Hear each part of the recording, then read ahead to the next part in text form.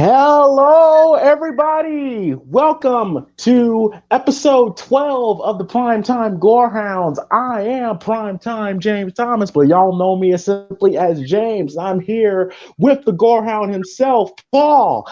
And ladies Yes, and gentlemen, yes, sir. Yes, sir. And we are here to watch the 2003 remake of the Texas Chainsaw Massacre. Hopefully, everyone's having a very good day, very good first day of the week. And because I'm still paranoid, because I'm paranoid right now. How do I sound, Paul? you sound pretty good, dude. No glitches right now, so we're good. Okay, all right, because I'm all right, cool. But yes, hopefully everyone's having a really good Friday, very good, strong, productive way to end the week and start off the weekend. Before we get started, just want to point out that if you support the show, if you support this channel, do us a favor and hit that like button and hit that subscribe button. It'll only take only like 1 second of your time to hit the subscribe and like button, and or also share this video as well. And of course, it says on the bottom here, donate to the Cash App, PrimePod313. Again, PrimePod313. Any donation will be greatly appreciated, from $1 to 5 or a million. Any donation will be greatly appreciated because this channel is not monetized. And I've been doing a lot of content for you guys on this channel, from either the Gorehound Show, the podcast, or me and Quez's Black History Month reviews. A lot of content, so any donation will be greatly appreciated, especially if you fuck with us like you say you do. But yes, any donation will be greatly appreciated. And yeah, like I said, we are going to watch the 2000. What's up, Black Man in a White Man's World? It's so funny to say. And also, too, and if you are watching the stream with us, don't be afraid to interact with us in the chat, either comments or anything you want to put in the chat. Me and Paul, we will react to it, of course.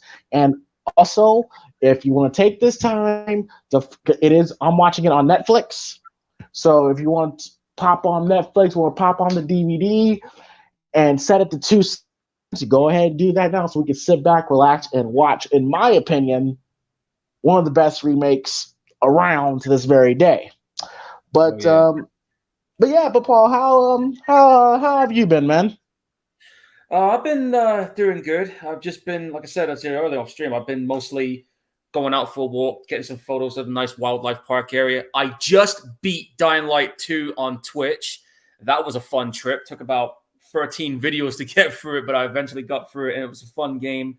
Wednesday gone, we did the charity fund for Teenage Cancer Trust, doing a 12-hour video game stream. We did Cyberpunk. Managed to raise close to £100 on the donations for that charity cause. So shout out to everybody who did donations for that one. And that on the side, I've just been mostly compiling a bunch of action horror movies that I'm looking forward to winding down the list on eventually. But yeah, been pretty much anticipating the idea of watching this remake again. I remember how I first knew about this remake when it happened. I mean, we were going into the cinema to watch Freddy versus Jason, and then this trailer for this remake just popped up, and I remember just people were like, "Oh shit!" And yeah, I was lucky enough to see this in the cinema and had a good time watching it, but on my first initial time. And think about this, but like James was saying, not only is this probably one of the best remakes that you've seen that can be coming out in movie history, but this was probably one of the best Texas Chainsaw movies that's been made. And think about this too. This is the only Texas Chainsaw movie that made over 100 million at the box office. It became the number one box office movie in the US and in the UK. So despite the issues that people may have had with this film, this one was the one that gained the most success financially. And with fans, some people say it's up there with the original. Well, yeah, I remember, folks. Paul is at least 10 or 11 years older than me. When I first saw this film, I had no idea about the original Texas Chainsaw Massacre. For a lot of people in my generation, this was our first time seeing Leatherface or seeing a Texas Chainsaw Massacre film. I think that's why people in my age group kind of hold it in a high regard because this is our first, the people in my generation, this is our first time seeing Leatherface. So I saw this movie. Of my family rented it at Blockbuster, and we'll get to more into it. But they kind of like with Texas Chainsaw Massacre in 1974. They kind of built this as a based on a true story type thing, kind of like what they did with the first Texas, and of course with Blair Witch Project and all that stuff. So I shit you not, Paul. I legit thought that Leatherface was a real person. Like I legit. Yes, like I legit thought that it was a motherfucker in Texas with a chainsaw. Especially how the movie ended. Oh shit, he's still out there, um, but yes, I definitely definitely enjoyed. Keep in mind, it's been a minute since I've seen and watched it, but I remember watching it last time. I really did enjoy this movie, and yeah, Andrew Bernarski as Leatherface, the late great Arlie Ermy, who plays Sheriff Hoyt. You have a young Jessica Biel as the Sally in the situation, which I gotta admit, I thought from last time I checked, I thought she gave a really good performance, and I remember liking her. She's one of those final girls that people really don't talk about. I think she's very underrated final girl. Oh yeah, she did really good in this movie, man. She had a really good performance in this, and then after this, she ended up being in I think it was Blade Trinity after this one. She did. She was in other films as well. I mean, she was even in the 2012 remake of Total Recall. I don't acknowledge that version of Total Recall, but I don't know what movie you're talking about, but Jessica Biel later, would become the mother of Justin Timberlake's kids and married to Justin Timberlake actually. So she's doing good out here, but yeah, I'm at 2 seconds in. Paul, where are you at again? I'm at 2, right. All right, so how the rules go? I'm gonna say 3, 2, 1, play, and when I say play, you press play. I'm gonna repeat it one more time. When I go 3, 2, 1, play. When I say play, press play. All right. And if you don't play, you'll find yourself having soap rubbed into the wounds of what used to be your leg. Yeah, shit. I'm gonna do this every time we do this countdown, dude. I'm gonna figure something. I was waiting on it too. But yeah, all right. So, everyone, I hope everyone's ready.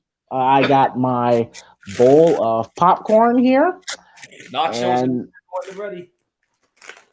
All right, so it's been 9 minutes. I hope that gave y'all motherfuckers time. All right, so 3, 2, 1, play. We're in. All right, got the New Line Cinema logo, which I always associate with Freddy Krueger every time I see it. Yeah, mine's got the Focus feature, and then the New Line's going to show up because they had a different distributor over in the UK, of course. Okay. All right, now we got I got Platinum Dunes, which Michael Bay owned. Yeah. People can say what they want about Platinum Dunes. They've put out some pretty good movies over the years. They did. They did. This is around 2003 when the remake. Yeah, when the remake era was in full swing, and we get documentary footage. Yeah. Which, by the way, the voice of John Larroquette comes back as the narrator. And also, Daniel Pearl, the original cinematographer of the original movie, came back to do the camera work for this as well.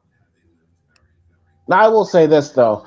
When I saw this intro, I was like, okay, I'm all in. Like to add like the true crime element to it was a really, really nice touch. And of course, to bring John Larroquette back was all a nice little nod to the old school fans. It was definitely a good deal to get them back on there, and the whole thing that make this look like a crime scene footage, it just gives it that like an even more of a gritty vibe to it than what the original had. I'm not saying the original wasn't gritty, because the original was, but this one they kind of cranked it up a couple notches. And of course, too, it makes it seem like, we're seeing like the after effects of what happened of what we're going to see in this movie. And I'm a big theater of the mind type of guy that makes you go like, yo, I saw fingernails, I see a sledgehammer, like, oh, what the fuck happened, Yeah, I know, right? You see that shit and you think, man, some crazy insanity just went down here. Yeah, we're seeing now we're at the looks like the police officers at the Hewitt House basement. Yeah, and we're seeing like the hair and the scratch marks. Like, it gives like a real like creepy vibe to it. Yeah, I like that in this film. The Texas Chainsaw Massacre, August 20th, 1973. 1973. Can you believe this movie next year is going to be 20 years old? Yeah, man, it still feels like yesterday when this movie first came out. Yeah. Yep, and there's Jessica Biel was so fine. She still is, man, even at 39. She's only about a year older than me. Dude with the glasses there, Jonathan Tucker. He was in another movie that was with Bruce Willis called Hostage, and he was also in a 2007 horror film called The Ruins. And this chick this chick right here, I remember seeing her in Blair Witch 2, Book of Shadows, and I legit had the things I would do. She was also in Wrong Turn 2. Yeah, man. Lord Jesus. But yeah, 20 years ago, man. This was 2003. Doesn't seem like it was that long ago. It doesn't. Only feels like last week for me.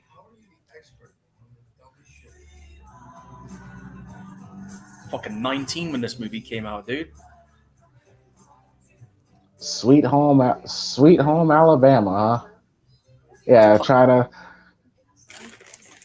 kind of like, I mean, Sweet Home Alabama and the Texas Chainsaw Massacre movie? That's an interesting choice. Yeah. I would have picked something else, but then again, it was 1973, and Skinner was like a hot deal back then over there. Yeah, because instead of going to their grandfather's grave, isn't they're going to like a music festival? Yeah, they're going to a concert.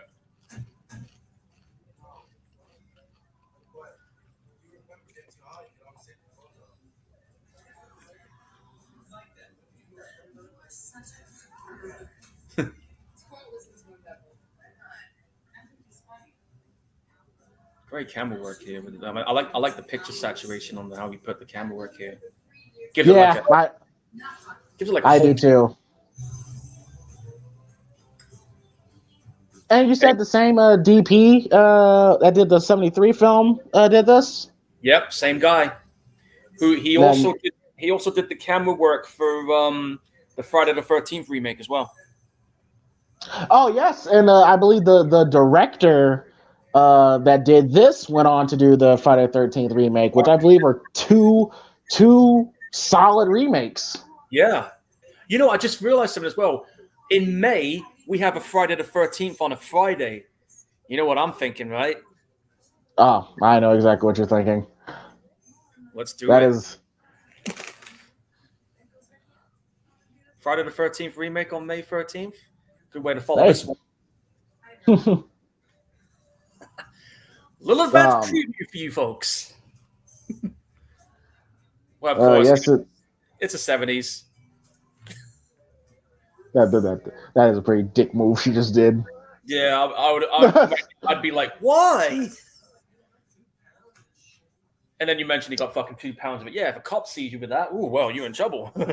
Yeah, I get it. Like I said, the 70s was a different time. Like weed was like weed was back then was not looked at as it is now. Like you get busted. Oh, I think you still would go to jail for having weed in your car, don't you? Well, if you're driving under the influence, yes. But now it's like a medical thing now, isn't it? Yeah.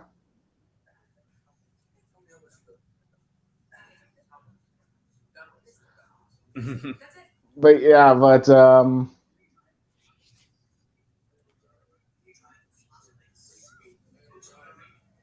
oh, she doesn't even budge. She doesn't even budge.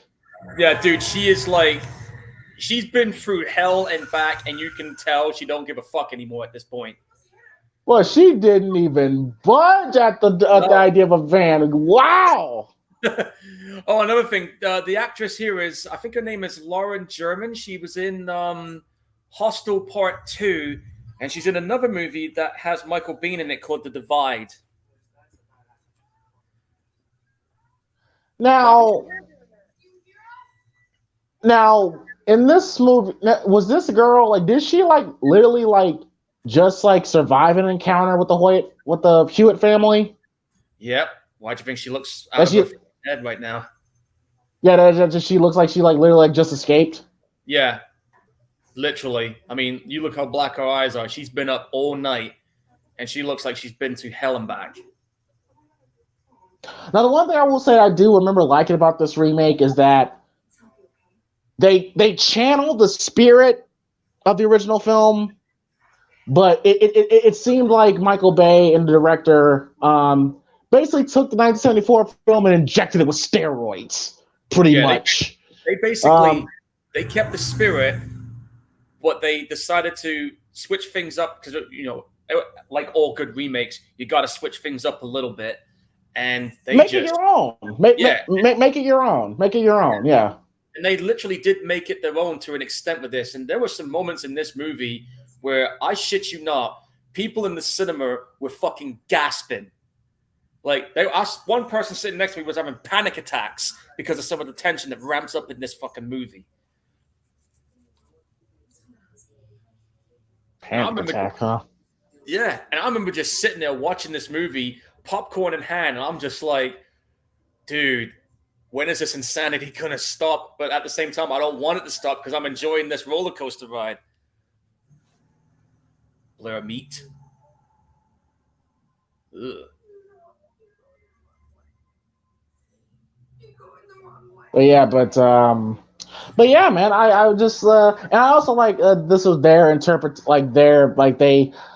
the hitchhiker scene, but again their own spin on it, except it's not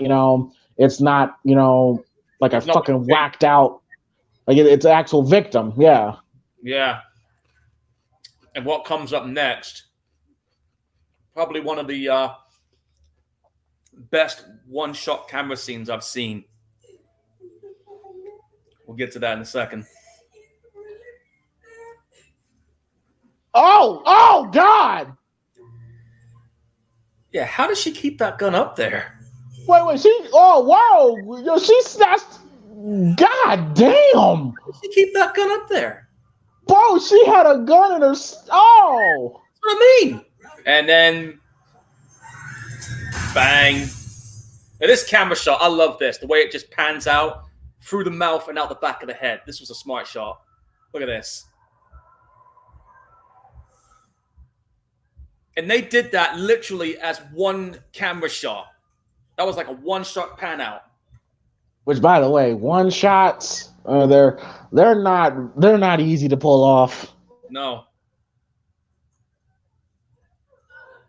I'm telling you, man, when I'm looking at this camera work, it's the same. It almost feels like the same camera work that you saw on 28 Days Later. You know, where it looks like it's done on a video camera and it gives it that like realistic, natural feel to it. And I like that. Was wasn't the director of this movie? He was a music director, wasn't he? Yes, he is. He was.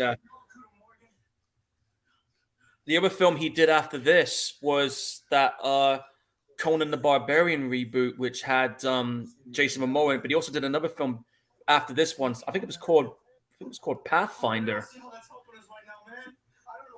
But the last movie he did was something called Exeter, which came out in 2015. So he hasn't done a lot of films, but I think the only films that most people remember him for the most was this and Friday the 13th. I mean, keep in mind, this was his filmmaking debut right here with this film. Paul, what is her name? What is her name?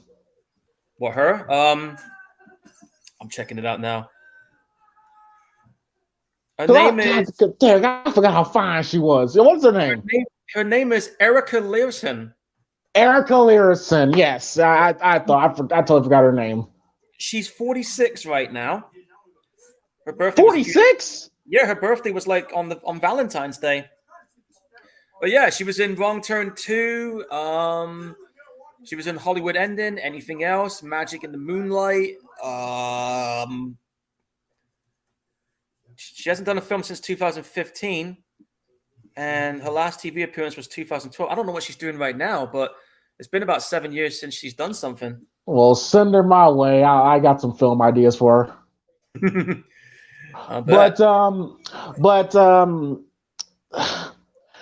But yeah, I and also what I liked about this. Now we just watched the 1974 film like last week, and the one thing I will say I liked better here they did 1974. Like they kind of went straight to the point with the Hitchhiker. That was kind of like my one gripe with 74 film, because I would have never entertained that fucking psycho for as long as they did, bro. Like the scene went a little too fucking long. At least here, it went straight to the point that she's fucking crazy, and then she blows the back of her head off, and then boom, there's our movie. Like, that's the one I did appreciate here. I like that too. They just went right for it. She says about not getting back in the van. Well, guess what? You're back in the van. Well, yeah, it's either that or fucking be stranded. Yeah, and you want to be stranded in the middle of nowhere, knowing there's a dude running around with a fucking chainsaw? And you got Oblivion here on the chat saying favorite Texas Chainsaw movie. Yeah, I agree with that, dude. Well, yeah. Like I said, like I think Oblivion is at least around my age range, and this, like I said, this was a lot of people's first introduction to Leatherface. Yeah, this was for a lot of people. This is the movie where people got their introduction, and I'm guessing most of them after that wanted to find out more, like you did, and then discovered there was more before it, and then we got a few more after. You know. I'll tell you one thing, Paul. If I saw somebody blow the back of their fucking head off, bro, like it wouldn't kill. Like in the words of Dave Chappelle, like it didn't kill him, but it sure fucked his day up, and that would fuck my day up, bro. Yeah, I'll be like literally like turning the van around and driving back where I came. I wouldn't even want to go further down this fucking road after seeing some shit like that. Hell, I'd even take walking. Yeah, I wouldn't be able to like think straight after that. Like, bro, I literally have nightmares about that shit. Like, you literally just saw someone blow their fucking heads off in front of you. You can imagine what that's going to do to your psyche. You're not going to get over that shit overnight, and you're definitely going to be seeing a psychiatrist for a while.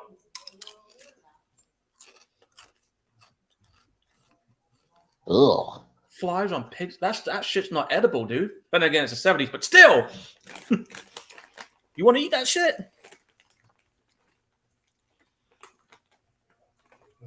Ugh. That's... Thank God, man. I'm good.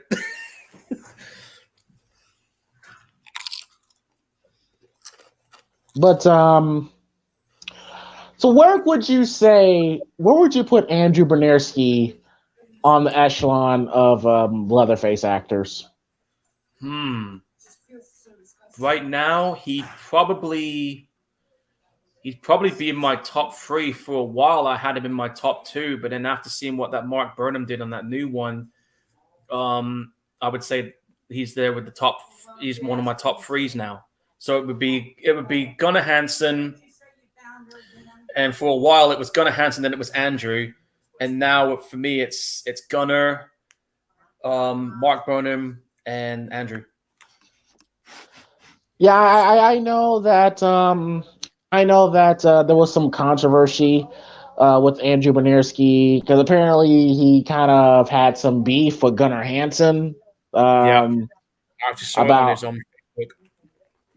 yeah, where like apparently Andrew Bernarski was like talking shit about how which I don't blame him for thinking this, but he would say like, yo, he's the best person to ever play Leatherface and all that stuff, and then Perry Gunnar Hansen was like talking shit behind Andrew Bernarski's back. Like, apparently they had some beef with each other for like the longest time, and when Gunnar Hansen when Gunnar Hansen died, he was like his Facebook post was like I don't give a fuck. Well, I can tell you exactly what he said. He basically, because I got the comments here.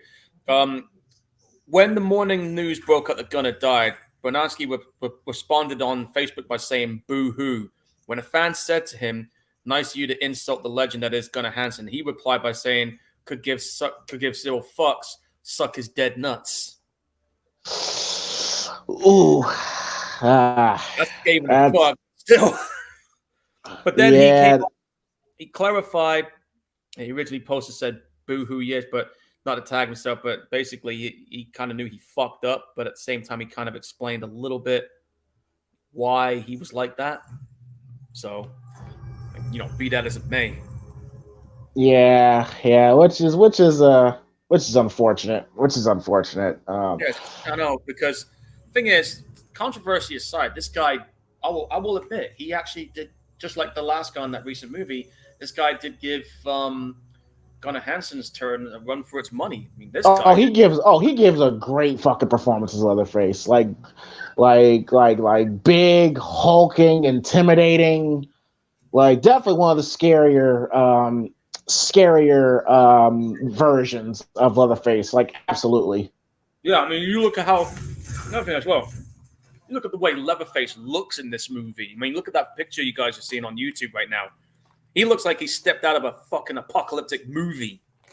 Look, man. Look. I'm sorry to cut you off, man, but I'm sorry, Pop. I would have been through that body out. I'm sorry. I would have been through it out. Yeah. Like.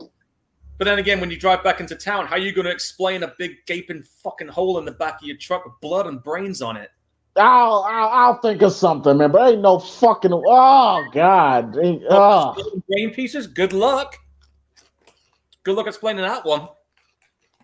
I mean, yeah. Call me sick, sadistic, but I would have been through that body out a long fucking time ago. Hey, like. Yeah, I know, right? Black man in white man's world saying, "Ain't no way I'm driving with a body still in my car. I'm dumping it and clogging the hole in the car." Yeah. I'm probably right there with them. Like, especially if I can't find nobody, I'm just like, hey, fuck it. You know what I'm gonna do if I couldn't figure out a way to clog it? Here's what I'd do: take the fucking car in the middle of nowhere and burn the fucker, and then just carry on walking. I ain't walking. Just to get away from the shit, Look, if I'm somewhere where I've never been before, man, fuck that. I ain't walking. But look, I would probably dumped the body, go to like the nearest dollar store or somewhere, buy some supplies, park away from everybody. Get some Lysol or something. Drive a couple miles out of town. Driving this location where they're at now, and we're going to fucking work. Yeah, pretty much. Bullshit. Yes, I can dump around like a piece of trash. Yeah, if it involves me not going to jail, yeah. Yeah, I ain't going to jail for nobody. Yeah, like I didn't fucking do it, but then again, it was the 70s. We don't have any video cameras, so it's your word against the courts. They're going to be like, putting two and two together and be like, yeah, okay, you did that. Fuck this. You're going to jail. Yeah. It's the 70s and motherfuckers like love, peace, and soul, love everybody, but fuck that. Yeah. 70s had a dark side too, man. And and do you think, and Paul, do you think the reason why this movie was so successful, because like I said, how they presented this movie, like they made it seem like it was based on a true story, which we all know the story that it was really based on, but how they said though, this, like, they made it seem like this shit actually happened. Do you think movies like Blair Witch Project and movies like Texas Chainsaw Massacre are successful when they go that brilliant marketing route? Oh yeah, this movie definitely capitalized on the whole true story vibe. I mean, look at some of the films that have had that based on a true story thing, and look how successful they went on to be. I'm not just talking about horror movies, man. I'm talking about other movies that have that mantle as well. Another example of a horror movie that had the based on actual events thing and has a big cult following would be Wolf Creek. Wolf Creek.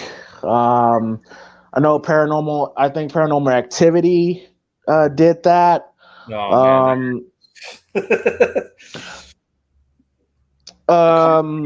Conjuring's another. I'm not a fan of these recent ghost movies, but I would say The Conjuring is another good example of a movie based on actual events going on to being a mega franchise.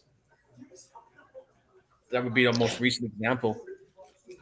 And I do know that well, I mean, the one thing that kind of makes Blair Witch Project a little bit different. When people saw the movie, they legit thought they were watching like actual footage of people disappearing.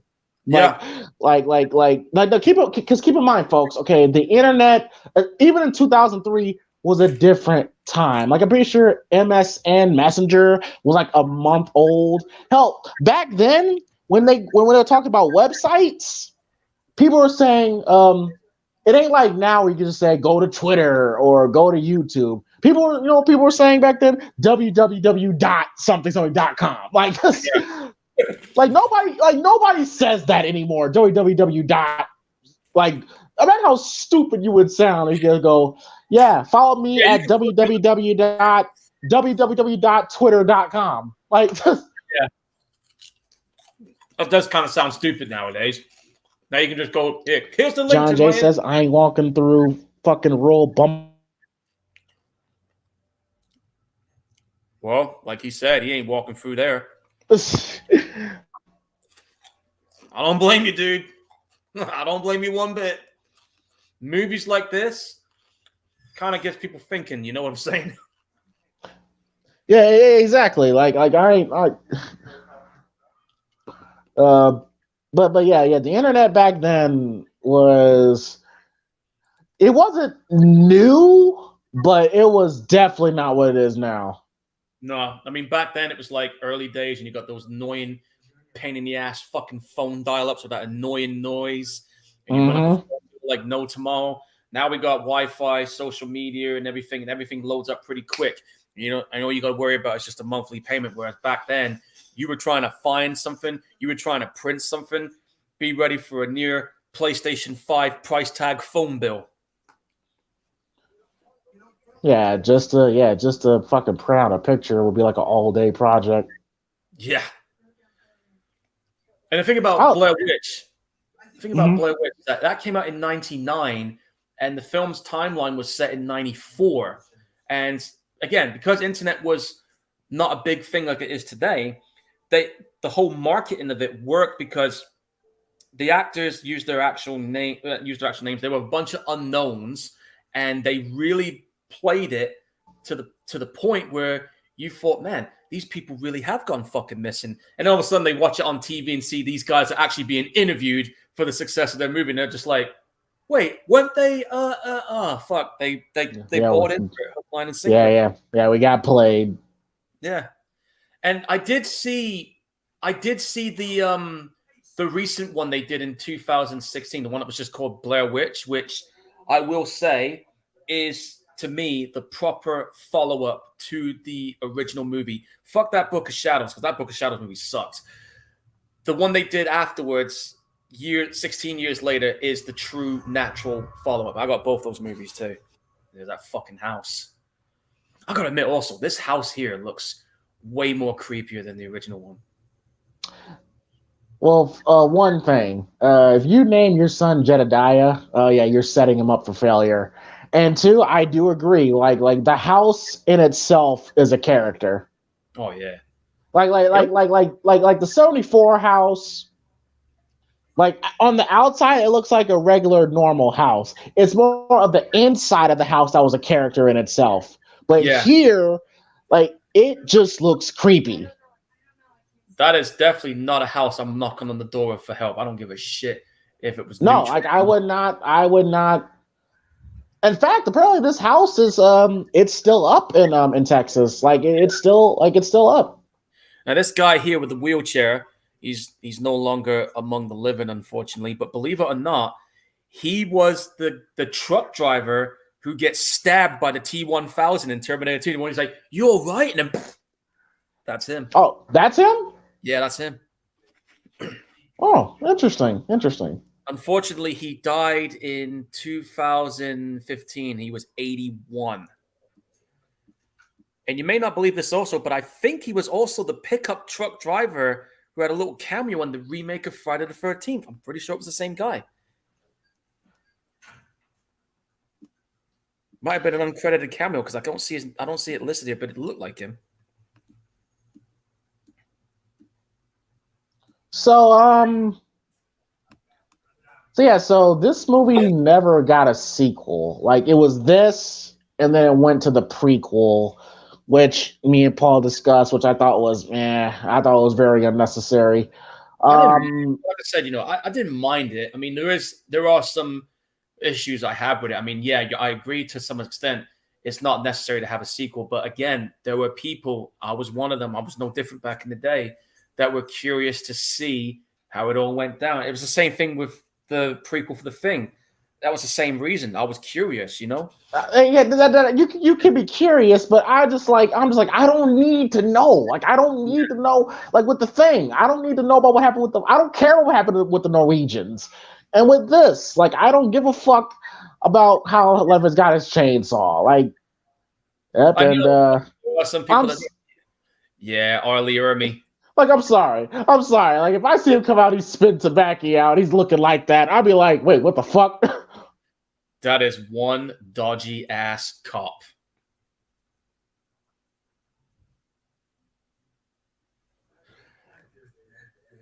Arlie Ermy was so good at playing roles like this. Oh, yeah. I have to admit, when I saw this in the cinema and I saw who it was coming out of the cop car, I just immediately thought, oh, fuck, Sergeant Hartman from Full Metal Jacket. I knew where this was going right away. And the thing, the dude was an actual real-life Marine, so he knows how to fucking crank up the intensity. And when he turned it on, what the fuck is that in the sink? I see. I see what this old man tried to do. I see what he tried to do. Try to get a feel of that Jessica Biel ass. Yeah. Yeah. I see you. I see you. And the dog's like trying to say, hey, don't fall for that shit. Even the dog had a little bit of sense trying to warn her. And again, it becomes its own thing, but it still captures the spirit. Like here, like this guy here, he's gonna get it, like with the sledgehammer to the head. Again, it's not exactly the same way, but it's the essence. Yeah, like I said, it captured the essence, but did enough for it to be its own thing. Which is what all. Yeah, like excuse you. He said, "Get the fuck out of my way." This guy just does not give a fuck, does he? Like, I would have known immediately that there's something wrong here. Yeah, I would have known. I would have known immediately that okay, this isn't right. Yeah, like red flags is right here, especially when the cop is asking you to bloody help him wrap up the damn body. Yeah, when he says wrapped up the body, I was like, "Is this not? This is not how it works." Hey, he's keeping the gun. It's like, wait, that's evidence. Like, and then you realize because he's got when you look at the bit where he's sticking this gun in, that's when you realize, oh shit, that was his gun.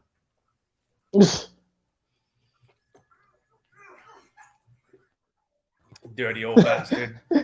Hey, listen. I'll probably do the same thing, bro. I'm like, I gotta finance Jessica Biel trying to like, listen. I'm 80 years old, man. I gotta get as much action as I can get. Well, yeah, fair enough. And I got no leg. I got no legs too. And I'm probably ain't had a woman in a while. So I'm like, oh well, fuck. I got to take my W's as best as I can. Yeah, I'm just reading what John Jay just said in the comment. He says it's funny how this and the Friday the 13th 2009 remake was shitted on when they first came out, but are now recognized as better horror remakes. And yeah, agreed. I totally fucking agree with you there, dude. Like when these films came out, yeah, the critics shit the fuck all over them. But guys who are into horror movies and into movies like you and me, we appreciated what was going on in this movie. We could see that it captured the essence, but was enough to make its own thing. And speaking of mallet, and by the way, it's hammer time. Ah, shit! Damn, that was vicious. I mean, that was like a full-on sledgehammer. It wasn't a mallet. Dude, I'm sorry, but that Leatherface just looks creepy as fuck in this one. Yeah, he's Andrew Bernierski is like what I want to say like 6'6", no, like 6'4", 6'5".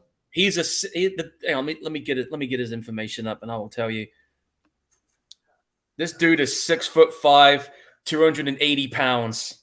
280 pounds. Yeah, shit. Yeah, the dude is a former bodybuilder as well. Keep that in mind. He was. So this is one big bad dude. Yeah, we are expecting you to do it by yourself. You're the fucking cop. We're just bystanders in this shit. Yeah, I would have. I would have like. I'd have told him to fuck off at that point. Yeah, I probably would have told him to fuck off, bro. Like this. I'm like this ain't. I'm like this ain't how crime scenes investigations work. Yeah. Phillips just chimed in here. He says, in hindsight, it's a funny thing how after awful horror remakes like in recent years, like the 2019 remake of Black Christmas. Don't get me started on that, dude. I fucking hate that movie. I hate that fucking movie so much. It's made people realize how good remakes like these. Yeah, I mean, look, fucking. Oh God. Oh, I'm sorry, but he copped the feel. I was like, oh, you fucking creep. Fucking necrophiliac, some bitch. you motherfucker, you. But. But yeah, like fucking I said, creep. There are some good remakes out there. I mean, I can probably name a few. Some of them you might agree with, some of you may not. So you got this, Dawn of the Dead, Hills Have Eyes, Friday the 13th, Piranha, the 2009 My Bloody Valentine, 2012's Mother's Day. There was another one as well that I keep forgetting the goddamn name of. But there's a few that I've just named you that were solid fucking remakes, which I'm pretty much interested in going through at some point. Now that I'm thinking about that, I'm like, yeah, man. But, that's just some of the remakes that's out there that are good. Are you sure he's not in your house? Yeah, Jessica Alba was a fucking dime back then. Jesus. Dude, she was like 19 when she did this. 19? Yeah. She's 39 now. Think about it. Oh, yeah, okay. 20. Yeah, look, yeah. Now, I would have... Sanjay said about, well, dude, that remake of My Bloody Valentine I thought was all right. And the reason I liked it was because it was its own thing. In a way, to me, it felt like a sequel more than a remake. As crazy as that sounds. Don't give me any crap, young lady. God damn it, I got just as much respect for a dead body as anybody around here. He's so good. He's so good. He's so good at playing an asshole, man. I agree, man. He's like I said, he's been in some pretty cool roles, man. I mean, like, of course, Full Metal Jacket. He was also on Seven. He was on The Frighteners, believe it or not. And I think he was on. Wasn't he on Bill and Ted's Bogus Journey? I'm not sure. Let me check it out. Hang on.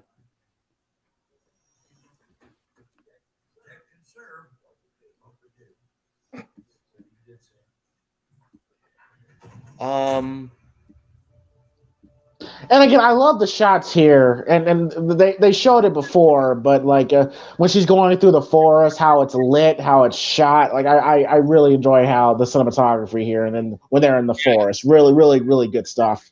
I really enjoyed that. I just, like I said, the camera work in this movie, it was just amazing. I mean, even the 2009 remake of Friday the 13th had that same deal too. Oh, dude, this fucking basement, man. Yeah, like it just feels very damp, and wet and yeah. As if you thought the original movie didn't have the grimy, dirty feel. Like you said, this one just ramped it up on steroids, man. It feels very, very fucking dirty. Yeah. That's Harry Knowles' head. Yep, it is. Well, at least he got his cameo. And we see Leatherface preparing to cut his face off. Oh, dude, yeah.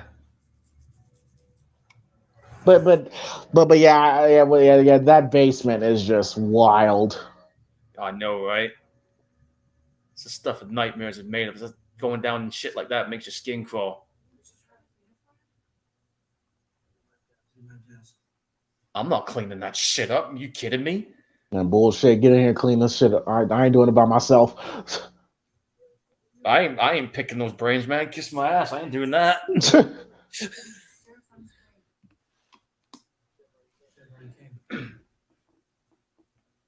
Yeah, like I said, I would have been like, that ain't that one, the goddamn sheriff. Yeah, I'd be like looking, thinking, dude, that's not a cop. I'm not sticking around. Yeah, like cops don't. I'm like, yeah, cops don't act like that. Like, no, they don't ask you to help wrap up a corpse. They don't cop a feel on the dead corpse's tits, and well, unless he's perverted, but still. I know. Question, Paul: Jessica Biel or Erica? Which one you taking first? Who do you think? I don't know. That's why I'm asking you. Well, fuck it then. Jessica Biel was mine. Jessica Biel? Yeah. Okay. All right. I would probably go with Erica. She's more my speed. Fair enough. And hey, show me your teeth. That's weird when you can see teeth laying on the ground like that in wrecked cars in the middle of nowhere. There's some shit going on here. If that's not warning signs to you, you tell me what is. But yeah, it's just the one thing with I think with like when it comes to the like because people are talking to me because I actually watched the wait. Phillips has never saw a Prom Night remake, but I hear it's pretty bad. The original is quite cheesy but fun, more of the odd slasher starring Jamie Lee Curtis. Yeah, I fucking hated Prom Night, the remake. Yeah, that movie's fucking trash. Dude, fucking PG-13. There's your first warning sign right there. Yeah, well, PG-13 didn't bother me. It's the fucking story that's trash. Yeah, I fucking like. Why did they drastically change it that bad? What's wrong with having a modernized, revamped story of the original? Instead, you had to do what they did. Yeah, probably the most least intimidating serial killer of all time. And like if that whole situation could have been fixed in like with one phone call. Idris Elba was a fucking dumbass cop. Like that movie was fucking trash. I remember watching it once on video. I thought, okay, remake, let's go check it out. Watched it, and I'm just like, get the fuck out of my face with that shit. All right, now, Paul, now be honest. if you are in this group, if me and you are in this group, and I'm missing, would y'all go? Would y'all go? Would you try looking for me, Paul? Be honest. Oh man. Well, I would feel really bad if I had to leave your ass behind. I'd have a hard time telling your folks that, yeah, sorry, man, but I had to leave you behind because Fair. I respect it. I respect the honesty. Yeah, I would try and see if I can find whoever my friends are missing. That I try and doing it. That's what true friends do, man. I will try and find where my friends at. Oh, I love that shot of the house, like that far out shot of that was like I said, the house is a character in itself. Like, yeah, it almost felt like Resident Evil when I saw that house shot. I like that. And here they are trying to recreate the certain scene here, going up to the house. Nice. Black Man and White Man says, as a group, I'm looking for it, but if I'm by myself, sorry, James. Fair enough. Yeah, that's fine, dude. That's fine. You know, if in doubt and worst case scenario happens, just try to fucking save yourself if you're the only one left. Because if you don't find us, then we're long gone. Simple as.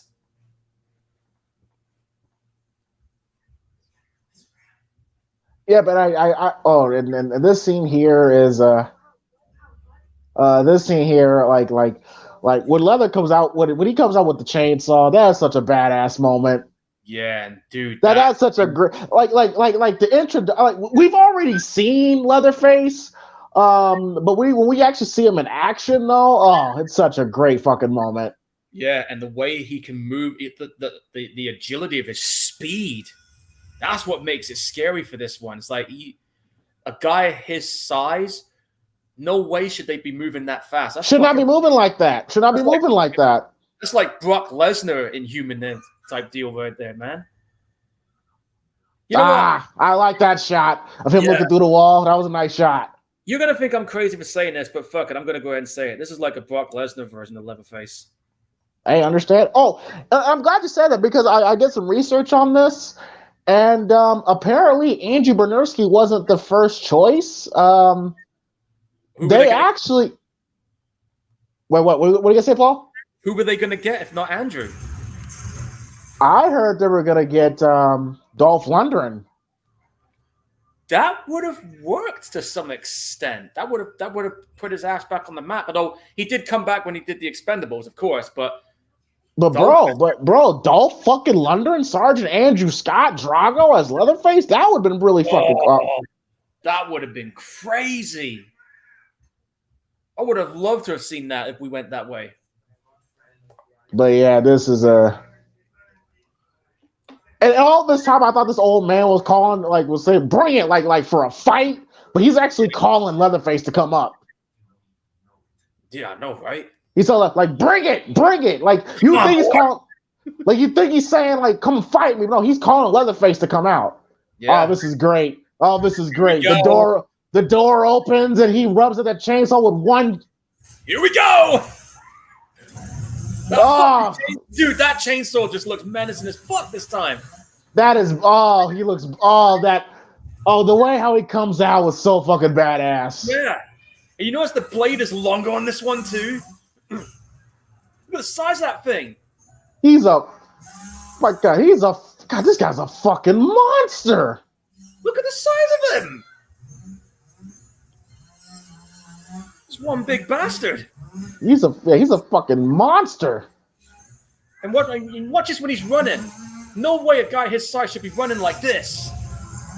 And you probably know Andrew Bernarski, he's obviously wearing like a fat suit on top of that. So, and apparently and the chainsaw got to be at least like 80 pounds. So, yeah, definitely.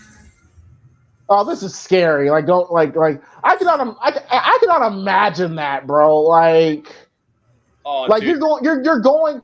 Oh, he went the wrong way. Oh, God. Well, I can tell you right now, your chances of survival and escaping just went to 0.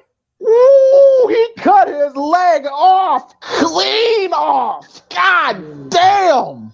He dove in with that chainsaw as well. You saw this thing was going for a dive. Oh yeah, man. He let it cut him off. He cut him off.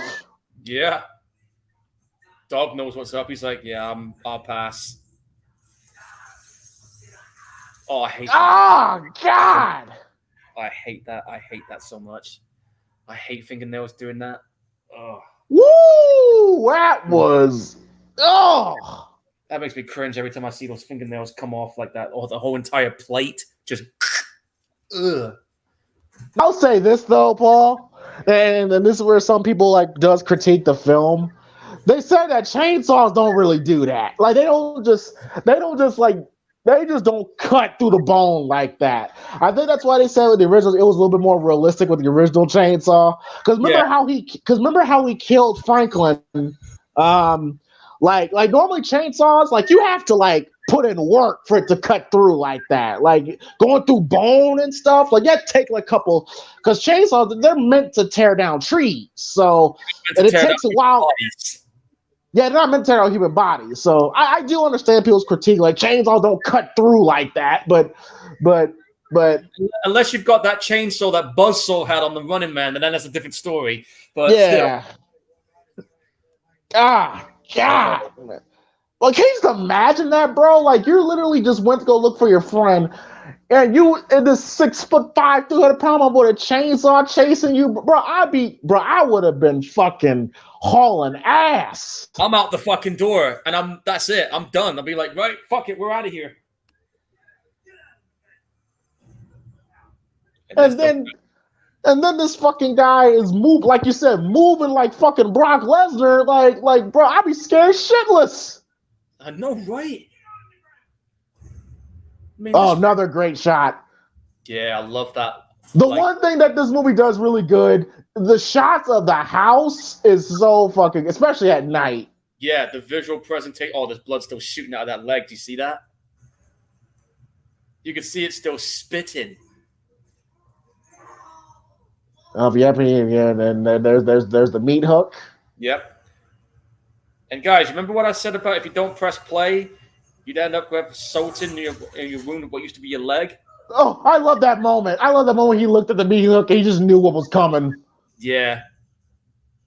And, put salt. Yeah, put salt in the wound. Yeah, gotta preserve the meat, man.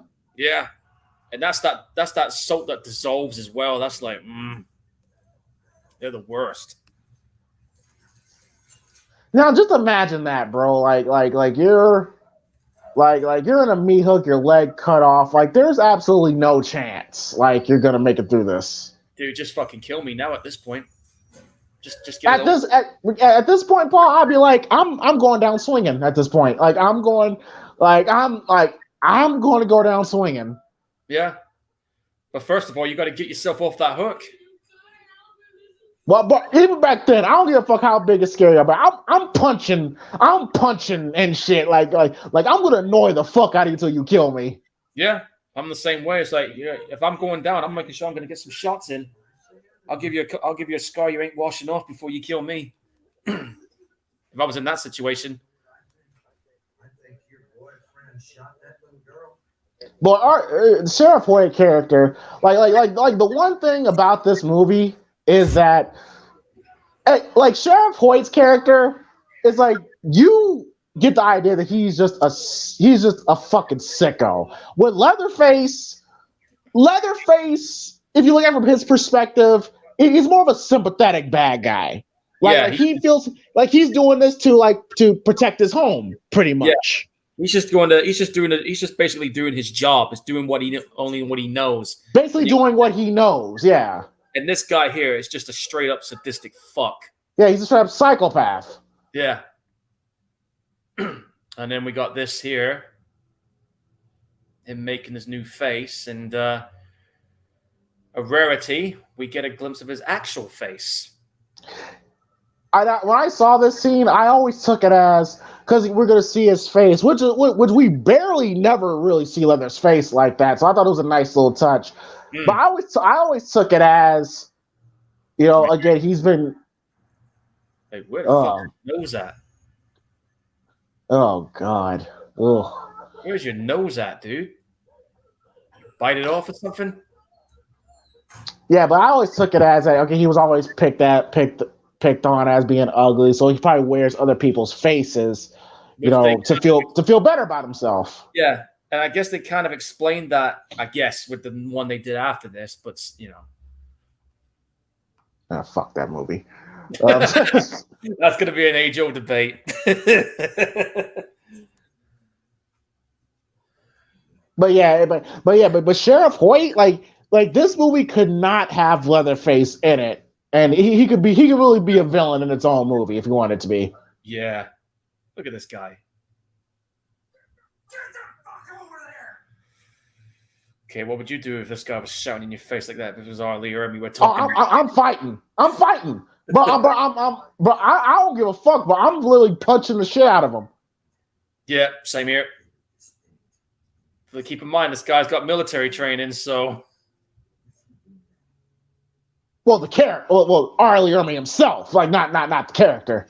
Yeah, I know, but you know what I was going at. But yeah, this guy, man, fuck it. This is a very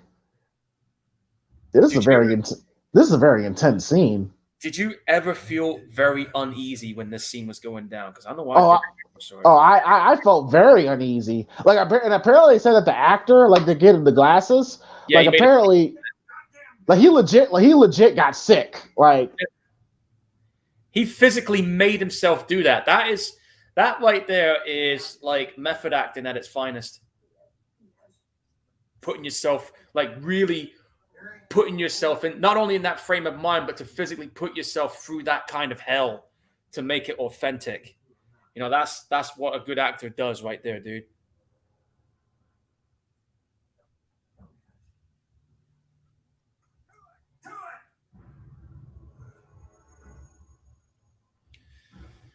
oh shit. Fuck this, man. It's almost like he's getting him to pull the trigger on himself. And he seemed like he's getting off on this too. Like I truly feel like this guy has some sexual pleasure in torturing people. Yeah. They didn't show him puking, but if you there you go. But if you saw like the documentary on the Blu-ray or DVD, you literally see the takes where he was like hurling up his food and everything else in between. Oh God, I've legit forgot how tense this was. God damn. Yeah. That's the one thing that this remake has going in this entire series is that this movie just ramped up everything. Now, this movie, right? I'm gonna say it. This movie is a good example of how you do a decent TCM movie. I would have fucking shot him. I would have shot. I would have. I'm fucking shooting him right now. At this point, that'd have been it. I would have been shot him. I'd have already fucking done it. Looky here, we have ourselves a killer. Motherfucker. No, at this point, no. At this point, I would have fought. Like I would have punched him. I would have fought. Like I wouldn't have froze up like that. I would have fought. Like bro, like I'm beating the shit out of you right now. Hey, right now, if you're putting a gun to my face, you better fucking shoot me. Well, yeah. I would have got him before he pulled the gun out. Yeah.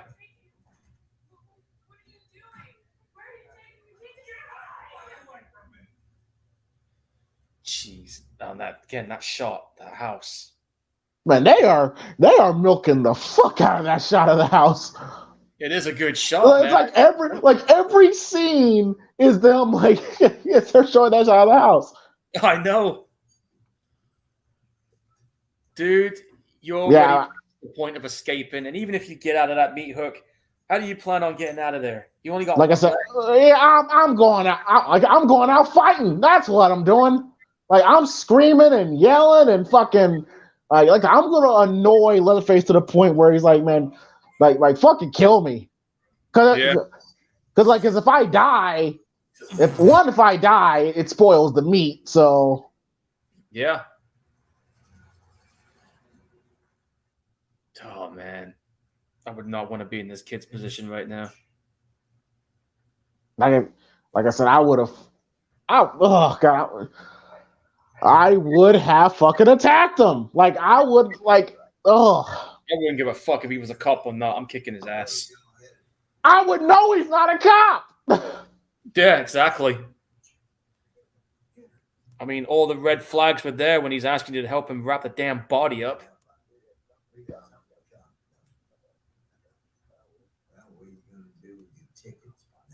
It was funny. He's basically playing the same character for Full Metal Jacket. Like it just comes natural to him to be an asshole. Yep, that's true. Oh, fucking hell. Yeah, I'll do it. You're getting smacked in the face with a glass bottle? Okay.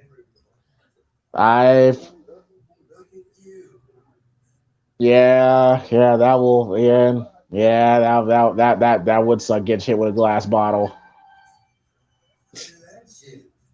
That's CG mouth, by the way. Oh, clearly. I bet there were some people that was like, oh, he really did have that with his mouth. I was like, nah, that was CG, dude. Think about this TV. You can clear up what I got. You can clearly see what CG and what. Yeah, you could. Yeah, you could. Oh, he's putting out the call. He's telling Thomas or Leatherface, hey, 2 more in the van. Yeah, clearly they've been doing this for a minute because they have like a whole system in place. Like when that old man had Jessica Biel in the bathroom and to get Leatherface in position to kill her boyfriend. Like they have like a system in place. Check out what Apollo Crews just said in the chat. This is why you don't drive to the country. Exactly. Apollo Crews. Yeah, your black ass will not last 5 minutes. Come on, man. We all know what slasher movies teach us sometimes. There's just some place you don't want to fucking hang around in.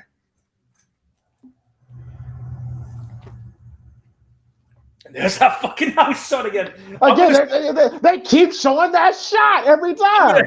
I'm going to take a shot of drink every time I see that house shot now. It's a great shot. It is, man. But you've shown it more than once now. Give us a different angle of the house. Oh, he just dropped the hard F. Yeah, could say that. Could say that no more. No.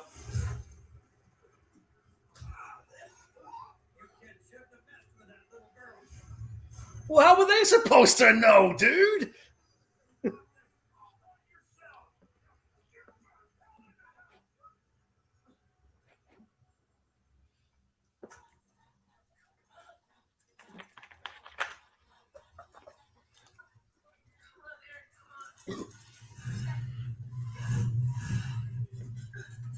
Seems ironic that they start the truck right at the moment they realize, oh, the wheel just got messed. That's just pure luck at that point. What luck? There was none. Yeah, this is definitely one of the more creepier moments of the movie for sure. Like when he looks back at her wearing her boyfriend's face. Yeah. That shit gave me nightmares, bro. Oh, I bet it did. I'm not joking. This is the part in the movie, right, where some person sitting next to me, no joke, had a full-blown panic attack watching this. I don't think this person was ready for this kind of movie at all. Oh no! Like this is pretty intense for people. Oh no, Pepper, that's her name. Oh yeah, she's about to get it. And just think too, you don't see the actual chainsaw blade going in, but you know it. You know the bad shit just went down. Yeah, you're like, shit. What about here? You know that chainsaw just struck? Oh fuck. Oh god, that is creepy. That's horrifying, bro. And just to know, and it just sits in like shit. That's what God, this guy's moving. God damn. But That's what I mean. but yeah, but like this movie, like how this movie is presented makes it seem like you're about to see the most goriest, bloodiest shit. But there's kind of like it keeps the same spirit of the first film. Like you really don't see that much blood. I think the most gore you see in this movie is probably when that guy's leg gets hacked off, and then what happens later. Yeah, like there's really you really don't see that much blood, which again it's more of it's just more like it's again theater of the mind. Like we know that Pepper just got her shit chopped to pieces, but it's just we just imagine it, which again is more scary. Yeah, pretty much, man. That chainsaw had her for lunch. Oh, and I could just not. Oh, is this the oh my. Is that the scene? Oh, okay. Yeah, this is the one. How the hell can your trailer and your wallpaper is newspaper? Like literally, your wallpaper is newspaper. Another thing as well, when Leatherface turns his chainsaw off, like he knows how to creep up on him. Well, either that or he clearly these people have some connection to the Hewitt family, so he kind of he kind of like knew better. He's like, oh shit, okay, she's there. Okay, I'm good. Oh yeah, just like just like a Southern woman, like very hospitable and want to give you tea and shit. What's your take on these two new characters that were introduced in this series? I just feel like they have some sort of connection to the family in some way, shape, or form. I just for me when I first saw these two, it just came across as just something really not right about these two, and then it gets confirmed when you see that baby. I mean, it's again, clearly they know Leatherface. You know what I'm saying? Like he doesn't mean no harm and all that stuff. Like clearly they don't mean no harm. Don't mean no harm. This dude's running at you with a chainsaw. I want to drunk the tea. I want to drunk the tea. That's her first mistake right there.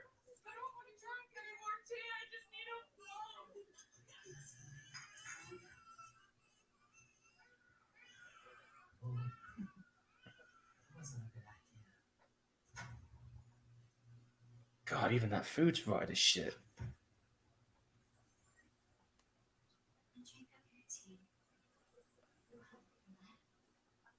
Lady, I don't want to drink the tea. You spiked it. Yeah, like I said, they they have a system in place. Like they know how to get their victims. Yeah. That's the scariest shit about some of these horror movies, that especially when you got a group of people that know what the hell they're doing. Yeah. And it seems fucked up because that one bigger old lady seems like a nice girl, nice woman. Yeah. Yep, and the realization sets in that that's the baby from the photos from before. Yep. So something's not right here. Yep, she's been hoodwinked, led astray, bamboozled. Yep. You got suckered in that one. Yeah, she totally got suckered in.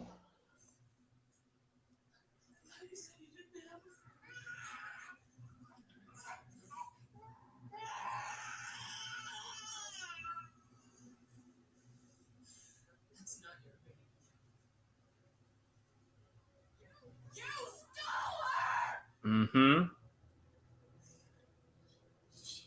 She gives I like I said, man, like I really would have, like I said, we did not have a direct sequel to this movie, but I really would have liked to have seen a sequel. I would have too. With Jessica Biel. Like you say, she's like what, 38? Like 39. She could still do it if she wanted to. Yeah.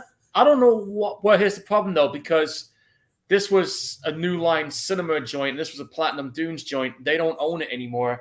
It's now owned by Legendaries, and you got the guys who did the Don't Breathe in Evil Dead movies taking it over now. So the time to have done this came and went half a decade ago. Yeah, like, and clearly they've moved on. Like I said, they've restarted the shit. But I really would like to see another Texas Chainsaw Massacre film with Jessica Biel. Like she's a really good final girl. I agree. Honestly, I think after the prequel, they should have did a follow-up to this one. Why they never did it, I don't know. I'm gonna read into this. I'm gonna find out what the fuck went wrong. I'm gonna take a look. Give me a minute. And I love how, like, again, showing how Leatherface, it has that childlike nature where he's kind of like curled into a ball in the hallway. Kind of like, like when, kind of like how he's right there, right there. Yeah. Like when your mother has company over and she talk about the bad grades on the report card. Well, listen to this. In January 2007, Platinum Dunes executives stated that the company would not be producing a third movie. So they were going to do it, but I guess because this movie didn't make because the prequel didn't make as much as this one, that's why, I guess, because the prequel went on to make $51 million, which is still decent money against a $16 million budget, but when you get a movie before it that made over $100 million like this one did, kind of gets people thinking, Yeah, I'm shocked. Like they didn't come up with an actual sequel. Yeah, now check this out too. Originally, the films that New Line Cinema had to pay $3.1 million more than expected to keep the rights of the franchise because Dimension Films was eyeing up for it and put a huge amount of money in to try and take it off New Line. So there's your other reason. Oh God. Oh fuck me! Look at those fingers. Like I said, just imagine that, bro. Like your adrenaline's probably high as fuck, and you're in this. Like it just feels wet, cold, and damp. Look at that corpse, rotted as hell. Can you imagine the stink? Oh, it probably smells like a motherfucker down there. It would probably smell like somebody took 10,000 shits and died. Oh yeah, the amount of rotten body parts in there. Oh, talk about rotten in vain. There's an example. I know I referenced the Korn song, but still. Like I say, it captures the essence where it's gritty, grimy, dirty. Like how the first film was. Yeah, John Jay here. He's saying that this was before the Saw and Hostel movies, so yeah, this was considered pretty fucked up and violent for the time it came out. Yeah, it was, and he says that Texas Chainsaw to him is one of those franchises like Alien and Terminator. It just needs to be put on ice and be dormant for a while until they can put together a decent movie and get their shit together. Agreed. Like in about 10 years. Agreed. Yeah, I'm with you on that one. Yeah. She's gonna mercy kill him. No other choice in that matter. That's right in his fucking. That's in his spine. Yeah, you ain't getting nothing from that. No, that's it. Kidney damage, liver damage, God knows what else there. Listen, what I'm about to say is fucked up. I would have done this. I would have done. Go on, say it. I was like, Aaron, I'm not gonna make it, but just for one time, can you give me a blowjob?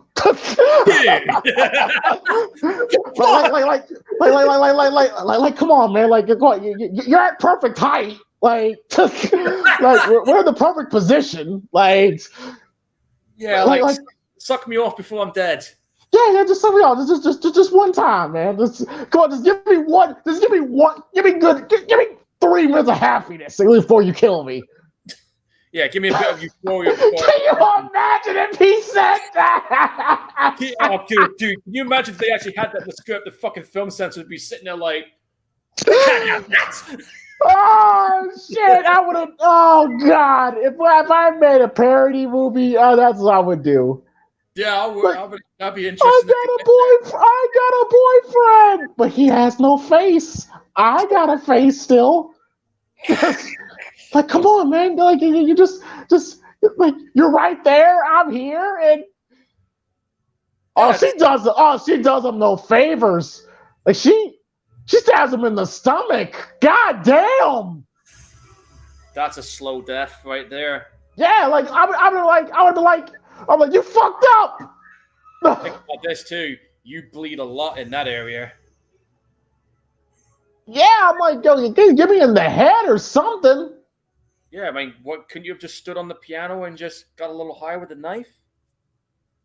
I would say, give me in the throat, but you would choke though. So No, yeah. You want to be killed outright. Take it in the heart or get it in the head. Your choice.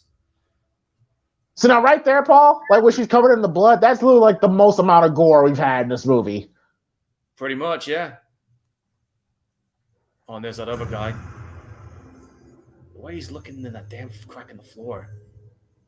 But yeah, man, I just like you gotta give me in the heart. Like get me in the heart or get me in the head. At least if you get me in the head, I'm dead instantly. Yeah, not in the fucking stomach. Yeah. Oh, he has a hole in his back. Okay, so he was just on a meat hook. Yeah, but he's still able to move. Kind of.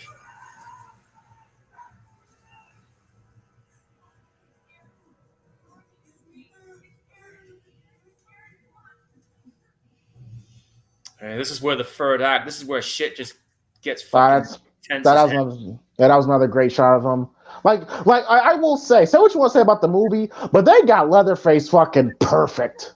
Like that's the one thing about people like to shit on Halloween 2018, but the one thing people cannot deny about Halloween 2018, the presentation of Michael Myers was fucking spot on. The presentation of Leatherface is down to a T. Dude, the stars were aligned in this movie. Oh goddamn! Like they had the right people, the right everybody involved in this, and everybody just clicked perfectly, and this is what we got. Like if anybody asks, like, hey, name your top 3 or 4 Texas Chainsaw movies out of the 9, this will be in that list. Man, you have no idea how fast I'll be hauling ass. But if I hear that chainsaw behind me, bro, I don't know if I would carry this motherfucker. No, I'm liking it at this point. He's still fucking running. See that, I mean? But he's moving, bro. He's literally moving like a fucking. He's fucking like moving like an NFL running back. Yeah. Yeah, you tell you what, you're lucky that chainsaw broke down because that's the only reason you're getting a bit of a break. Well, for a few seconds. Like I said, there's clearly some connection here. Like I said, like with this little kid, it's like he's like clearly like there's some relation or connection to the family. Yeah, because he doesn't even kill him. He's just like, get off. Nah. Yeah, he does. Yeah, he just shrugs off like, fuck off me. Yeah, he's like, get off, kid. I'm trying to get your food. And like you said too, trying to get his food, like trying to get the food. Like you said, he's like I said, he's a sympathetic in wrestling we call a sympathetic heel, where where he feels like what he's doing is justified. Yeah. Because again, it's what his family has said. Like, this is what we have to do to survive. Kill these people. Like the line between right and wrong, he don't know it right now. He doesn't know any better. He doesn't know any better. No. When you're raised in an environment like this, like you've seen, like it shows here, and like it showed in the prequel, that showed him the family type environment that he was in. Woo! Fuck that, man. I'm not even staying in that house if I'm seeing him gunning at me like that. No. Like, hey, Andrew Bernarski, man, I gotta give him credit. Like, to wear, which I'm pretty sure that fat suit is probably at least like an added like 20, 30 pounds, and to carry an 80-pound fucking chainsaw and to move like that, bro, that is impressive. I know. I mean, This guy, like I said, he's in my top 3 Leatherfaces.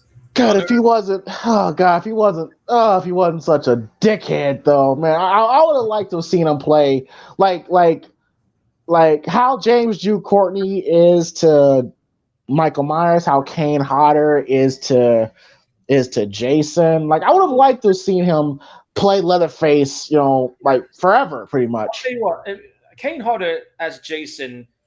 I mean, it's no secret that guy's like probably the best one there.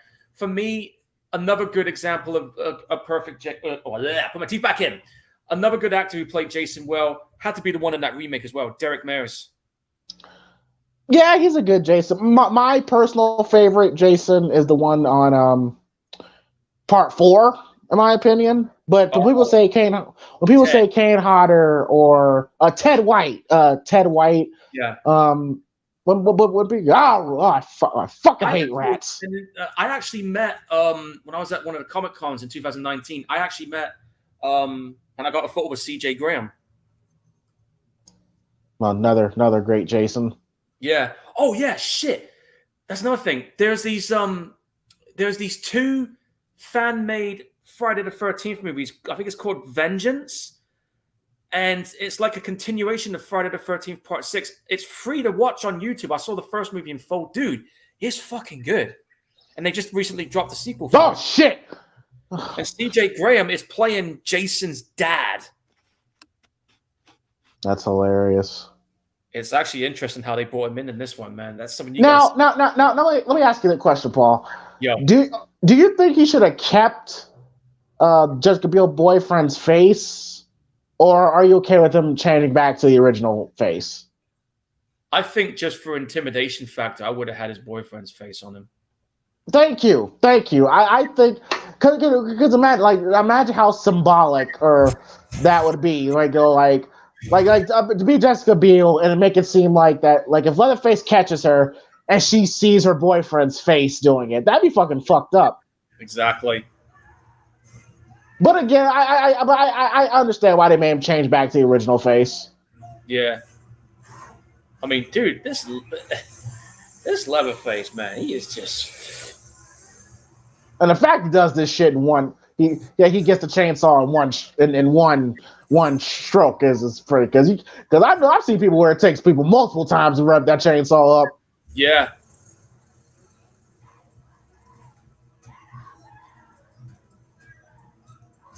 Wow. Now, I think I remember correctly, there was an unrated version that they had of this where when this guy gets killed, right, you see the chainsaw going right up his fucking where, and you actually see his guts spilling out. Ah, God damn! Ah. They did have that version where you literally see his guts literally spilling out of where that chainsaw went.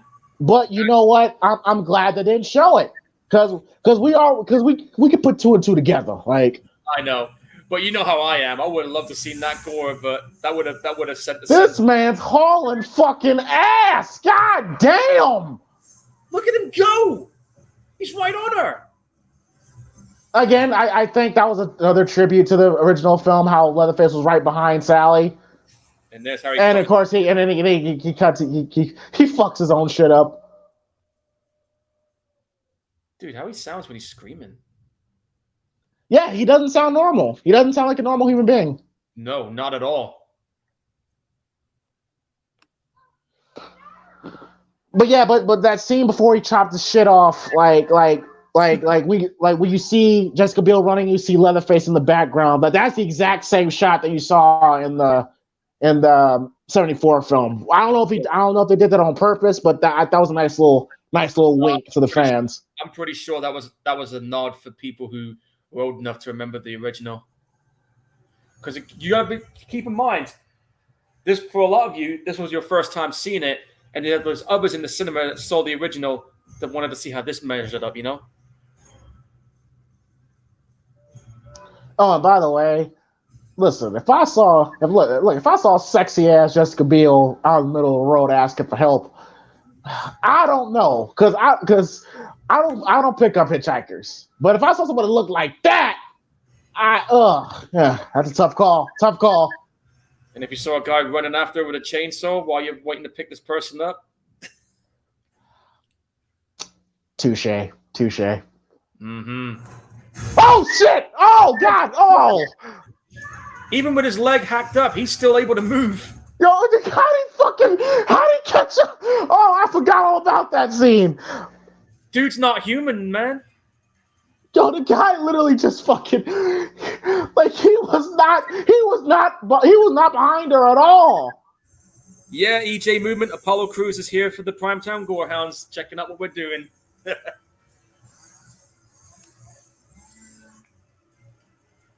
I wouldn't have fucking ran to the fucking.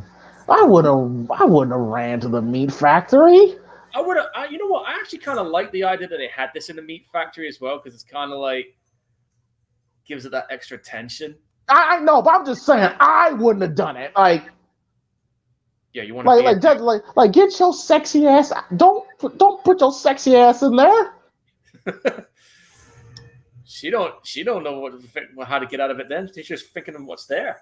Oh, dude. I mean, bro, right, you and me both eat meat, but still, this is fucking. Ugh. Bro, I would. Oh god, see, just to see that big motherfucker going through the meat like that with a chainsaw is fucking. Oh. Yeah, screw that. I won't even be there. I would still be running. That's a hell of a gamble to hide in the meat like that. Hey, is that a scar on her arm, or is that just blood? The scar. How'd she get that?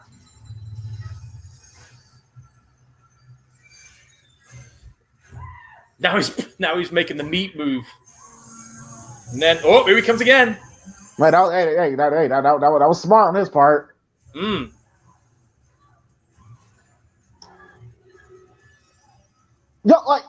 I'm rewatching this again. And like I said, it's been a minute since I've watched this. Jessica Biel is a damn good final girl. Like I'm really impressed how she's doing this right now. I think would it be safe to put her on the list of Scream Queens? Absolutely. I do feel like you like I gotta rethink my list, but she's really fucking good in this. And think about this too. She's the only one in the series that's done some major damage to this dude. This is true. Because Leatherface doesn't really take damage like that. I mean, when I saw what happens in a minute, I was like, "Holy shit! How's he gonna come back from that?" I just like that shot right there of him, of his silhouette going through the that's a nice. Yeah. Like it's a really good looking movie. Like it's a good looking movie. Like I said, whatever camera they're using, it really does bring it out. I'm gonna see what camera gear it is. Give me a second. I think it might be a Panavision Genesis. I think. Check on that. Oh, and this shot here where he's just standing, which we have on our YouTube image right now. Yep, this is the image. Yep, this is the image right here. Yep. That is iconic as fuck right there. I just love that image. You know, you when you look at horror movies and you get that one shot where you see an iconic character that has that right shot. I mean, look at that. Look at that. This is a ballsy move. This is a very ballsy move. Because it made it seem like that she put the pigs there on purpose to trick them. Yeah. But like, what if that didn't work? Like, what if he opened your locker?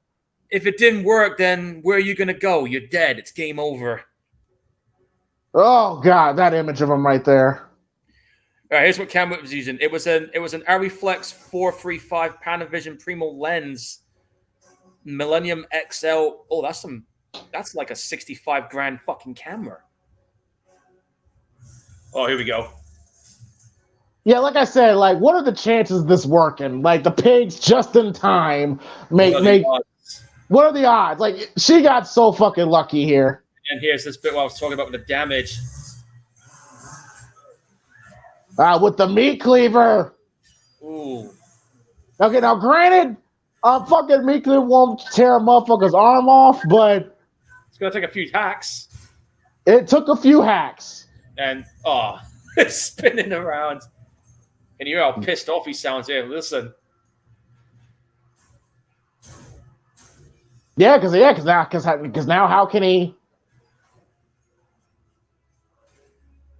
Here's the thing, Yeah, like, if they were going to do a sequel to this, how would you be able to get him to swing a chainsaw? You'd have to make him an arm with that chainsaw attached.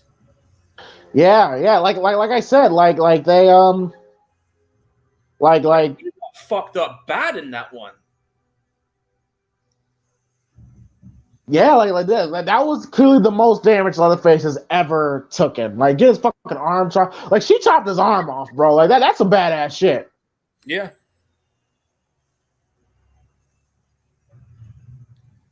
Philip says the only character to ever disarm Leatherface. Yeah, that's true. Yeah. The only one to do it.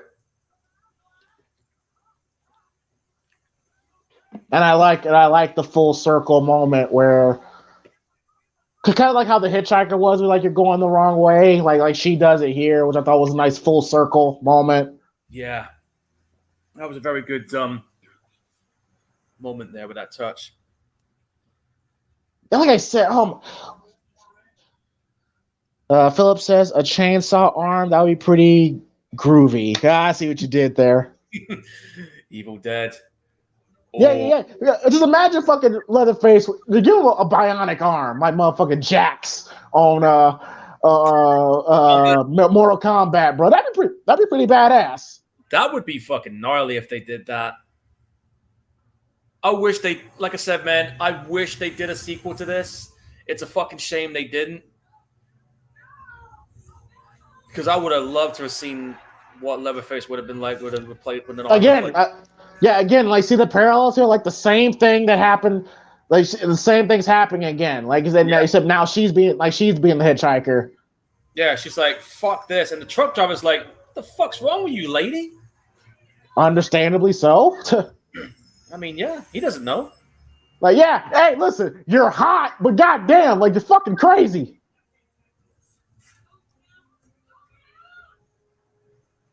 She's trying to warn him, but he doesn't know any better.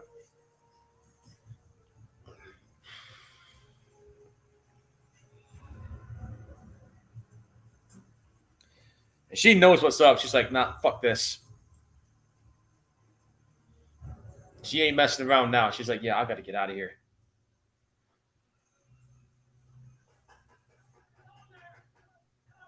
But she wants to make sure she gets that kid as well. I don't know if I would have. I mean, it's a parenting thing, I guess. I guess, but I'm kind of like I don't really care about the fucking kid, but okay, I get why. Yeah.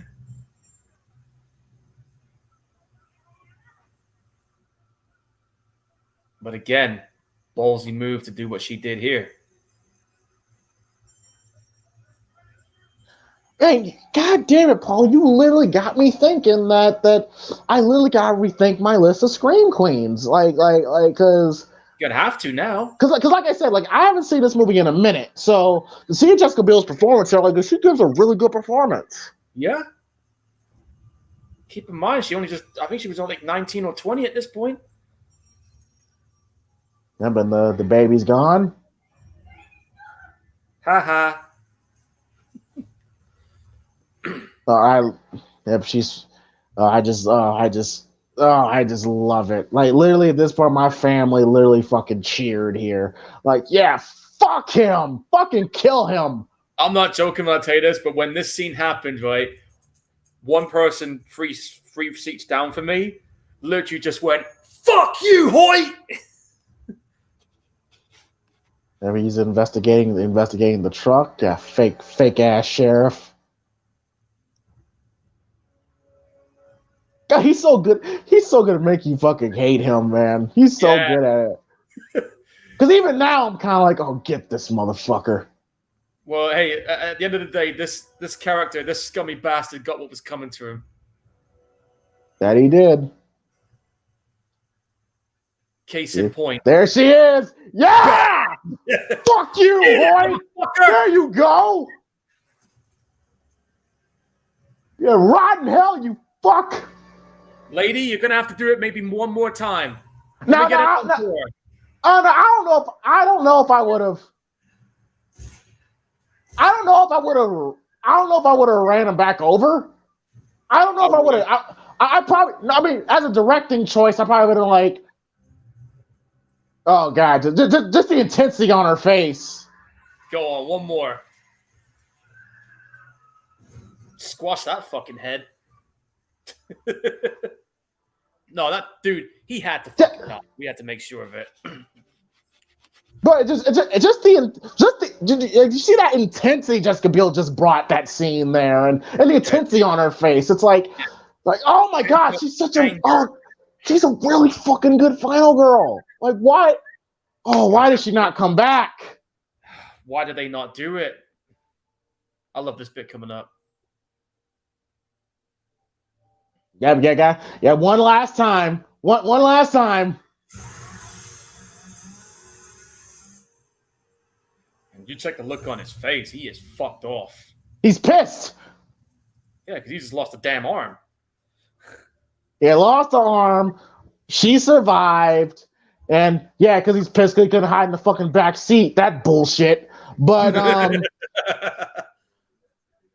here we are with this bit.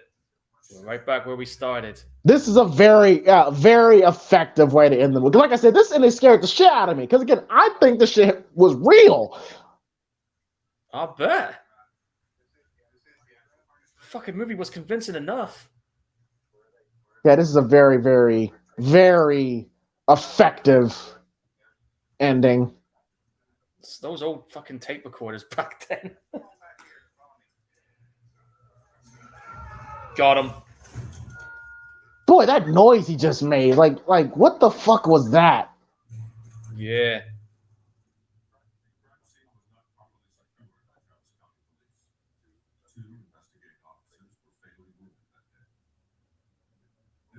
Yeah, the only known image of Thomas Hewitt. Mm.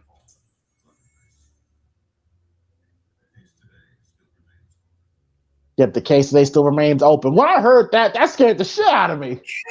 Well, that would and all, man. Yeah, Scott Costa, that's the guy who did the screenplay. Hey, hats off to you, buddy. Man. Yep, and that's Texas Chainsaw Massacre 2003. Well, this is a really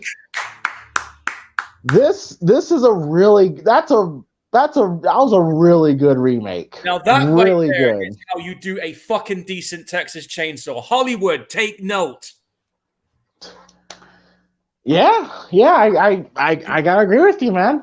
I gotta agree with you. That was I just rewind to the ending. Like, oh, it's funny. He looks like fucking Mick Foley Mankind right there. Which, to be fair, Mick Foley did say Leatherface was an inspiration for Mankind, which you could tell, obviously. But yeah, man, I really, really enjoyed that. And like I said, man, I really I really enjoy what Andrew Bernierski's performance as Leatherface. He's fucking intimidating, menacing, brings his own style to the character. And Arlie Ermy, great as the fucking asshole. Yeah, you could say he's basically playing the Full Metal Jacket character. Yeah, but he's great at doing that. So yeah, exactly, man. And like I said, Jessica Biel, no, I do remember hearing that there was an alternate ending. Yes, that's true. It's actually it's actually one of the special features. It's on my Oh, it exists?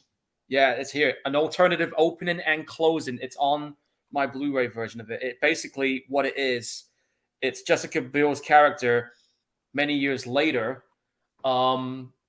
She's in a lunatic asylum, so it's fucked her up mentally, and she actually gives up the information of what happened, and the cops go to the meatpacking facility, which was there. It's like pretty much abandoned. They go in there, and they find there's no one there, and the final shot is an older Leatherface, a lot more fatter, one arm missing, walking away, door closing, and that's it. Okay, all right. That's what I remember from it. But yeah, that was the alternative opening and alternative ending. It does exist. It's on the Blu-ray and DVD. Is it on YouTube? I think so. Let me type it in. If I find it, I will inbox it to you on your Facebook. Give me a second. Okay, cool, good. Yeah, definitely. Definitely let me know that. But Do that now while we're here. But yeah, I would say that this is definitely, compared to all the other shitty remakes that's been done, this is still one of the best ones out there. I found it. Oh, you found it? Both the opening and ending. I am going to on your Facebook inbox right now. I'm just gonna get them both in there. Oh yeah, I'll definitely check that out once we off air. There you go. But yeah, really, really solid remake. The cinematography was it's a good looking film, great shots. The direction was solid for Marcus Neipel. For being a music director, because normally when you're a music director going to directing films, it's not the smoothest transition, but I do feel like he did a very, very solid job in directing. I thought the cast was good for the most part. Like I said, Jessica Biel. We after watch this, we gotta put her in probably one of the better final girls out there, because she gives a really good performance and she actually brings the fight to Leatherface. Like, she chopped his fucking arm off. Like, the only character in that series to do the most damage on him. Yes, the only character to do the most damage. I think the second closest was part 3. Oh yeah, when she's smashing his fucking face in with that rock. With the rock, yeah. Andy Bernarski's was great. Like I said, credit to him. Like to be that size, and like I said, with the outfit, would probably added more weight to carry a fucking chainsaw. Like, I'm pretty sure it wasn't like the easiest task, but he pulled it off greatly. Like, yeah, I really solid remake, and definitely no question the second best chainsaw film ever. Like anyone who denies that, well, wait a minute, because I do love part 2. It's in the top. Well, we got 4. I guess we could say we got 4 decent movies out of 8. It's top 3. It's top 3. It's top 3. It's top 3 for sure. But Paula, your thoughts? Man, I had memories again with how my first experience of seeing it in the cinema when it first happened. I had that same level of suspense, the roller coaster ride feeling, that like big fight feel that you get when you see an anticipated movie in the cinema. I had that feeling again watching this again, and to see this again just reminds me of not only how a decent remake can be made, and there are decent remakes out there. This is an example of one of them, but it also tells people this is also how you make a fucking decent Texas Chainsaw movie. Not a lot of people have got it right. Only the original sequel and this one, they're the only ones that really did truly get it right. And the guys they had involved in this, Marcus Nispel, Scott Kolsar, who did the screenplay for this, who a couple years later went on to do the remake of The Crazies. And the director of this went on to do the Friday the 13th remake. It's pretty obvious why they brought him back to do that one, because he made such a massive impression with his direction in this movie. And just, the cast of characters, likable. They definitely were very good in this, on top form. The presentation of this movie, the feel, the vibe, Leatherface, without a doubt, this is Leatherface at his most fucking intimidating, bar none, except for maybe Gunnar Jackson. I mean, this version of Leatherface right here, this is like fucking psycho pissed off times 10. And of course, Arlie Ermey playing the dickhead psycho Sheriff Hoyt. I mean, he's very good at playing asshole-ish characters. Another good iconic shot right there, just him holding that chainsaw. And I have to say this also, I love the look Leatherface had in this. It had like a very dirty post-apocalyptic feel to him. You know, when he's got like the armaments and all that on, and you can tell it looks like he's just been through some serious shit. And the house, everything, just like I can probably go a whole details of why I like this film so much. But if I have to sum it up in a nutshell, I'm just gonna go ahead and say this is one of the best horror movies I've seen in a while. It's one of the best remakes that are out there. This is, in fact, to be fair, I think this is the movie that started the whole horror remake trend. This is the one. Oh, it did. It did. Absolutely, it did. Yeah. We've had some good ones. We've had some bad ones. I'm pretty sure we're going to go through them at some point. But yeah, as far as I'm concerned, this is one of my favorite Texas Chainsaw movies. It's in there with the top 3 or 4 because you know, even though the recent one had its issues, there were some bits there to like. But this one here is a prime example of how you do a proper Texas Chainsaw movie. This is how it's done when it's done right. You get the right thing, get the right people involved, get the right script involved, and this is the result right here. So I said it before, I will say it again. Hollywood, fucking take note. This is how you do a decent Texas Chainsaw. This is what we need more of again. Yeah, I can't. It's not hard to disagree with that. Yes, I would definitely recommend this movie if you haven't seen it. Like I said, this movie has a very soft memories, fondness of this movie because, like I said, with me and the people like me around the state, this is like our first true introduction to the Leatherface character. That of course made us go into the other films. But this is definitely one of the stronger ones for sure. So, one last thing before we get out of here. Kind of just want a little touch on this really quick. I don't know if you've noticed this, Paul, but I think this week Jamie Lee Curtis has wrapped filming for Halloween Ends, and she did a long post basically thanking everybody, for thanking everyone and all that stuff, and basically saying like a goodbye, pretty much. And yeah, she's done with her scenes. So Jamie Lee Curtis is officially done with the Halloween trilogy.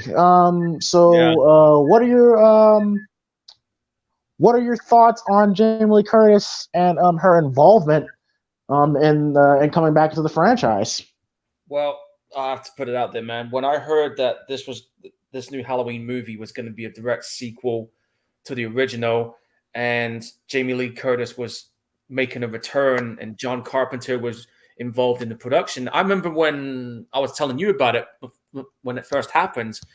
We were kind of, I guess you could say we were kind of skeptical about it at first, but then when we saw the trailer, and then when we finally got to see that 2018 Halloween movie, we were just like, damn, this is really fucking gnarly. And look at the success it went on to make, So this new one that's coming out pretty soon, there's a lot of expectations. There's a lot of things I'm hoping to see, and there's a few things I'm expecting from it.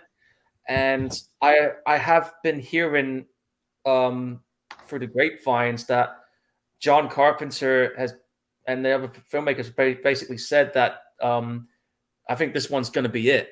I mean, where else is Michael Myers going to go after this? Where is Halloween going to go after this? And to be honest with you, I ain't going to be mad if this new one that's coming is going to be the last ever one we see. I am not mad at that at all. But as for Jamie Lee Curtis being back, I think it was a really cool move to have her back because she really does. She's also another necessary component and essence to the franchise. And I think that's one of the things that was missing from the other Halloween movies, with the exception of H2O, that it didn't feel like a natural sequel with the other ones I'm talking about. So having that character arc back felt more like a proper organic follow-up, and I have been enjoying them, and I've actually enjoyed her time being back in the franchise. It was a good way to bring her back and to continue the story in a very natural, organic way. So I'm glad that this Halloween franchise got back on track. I mean, that's an example of when you retcon things, it works. That's a good example of it. So there's a lot of expectations. I mean, I enjoyed the 2018 film. I liked Halloween Kills. Me and James, we both did a review on that back in October, saying what we liked and what we didn't like, and we kind of touched on the topic a little bit about Halloween Ends. So we have a little bit of a rough idea on where the story's going to go, and we don't know how this is going to end, but we do know that this is going to be it in terms of this story arc. This is it. So one of a few things is going to happen here, guys. It's like either Jamie Lee Curtis kills Michael Myers, or Michael Myers kills Jamie Lee Curtis, or they end up both killing each other out. Or imagine this scenario. They both end up going straight up fucking crazy. They both end up in the nut house. Imagine that ending. But again, we don't know. I'm going to wait until this trailer comes out, and I'll see how it goes from there. And like I said, I've got expectations. I hope it's going to be good. I hope it ends on a high note, so me and James can come on here and say, hey, you know what? This was a good way to say goodbye to the franchise. We won't know until October, though, guys. And great points there, Paul. With me, like, you kind of got no choice but to say thank you. Because I remember when the talks of the new Halloween was coming out, and me, who still had the bitter taste of Rob Zombie's Halloween in our mouths, and plus, let's not forget about how the franchise was sold and bought off of. Like, it literally went through hell. Like, and then we kept hearing about Halloween Returns and all that stuff, and it got to a point where I'm like, okay. Like, when I heard that the franchise was up for sale, I was like, wait, this is the lowest. This is its lowest point. Like shit's up for sale. Then of course Blumhouse bought the rights, and when it was announced, I was like, yeah, what the fuck ever. I didn't take it serious at all, because we've heard so many times about Halloween movie was supposed to be coming out, and it was in developmental hell. Yep. It wasn't until they announced Jamie Lee Curtis was coming back that I was like, oh shit, they're serious about this.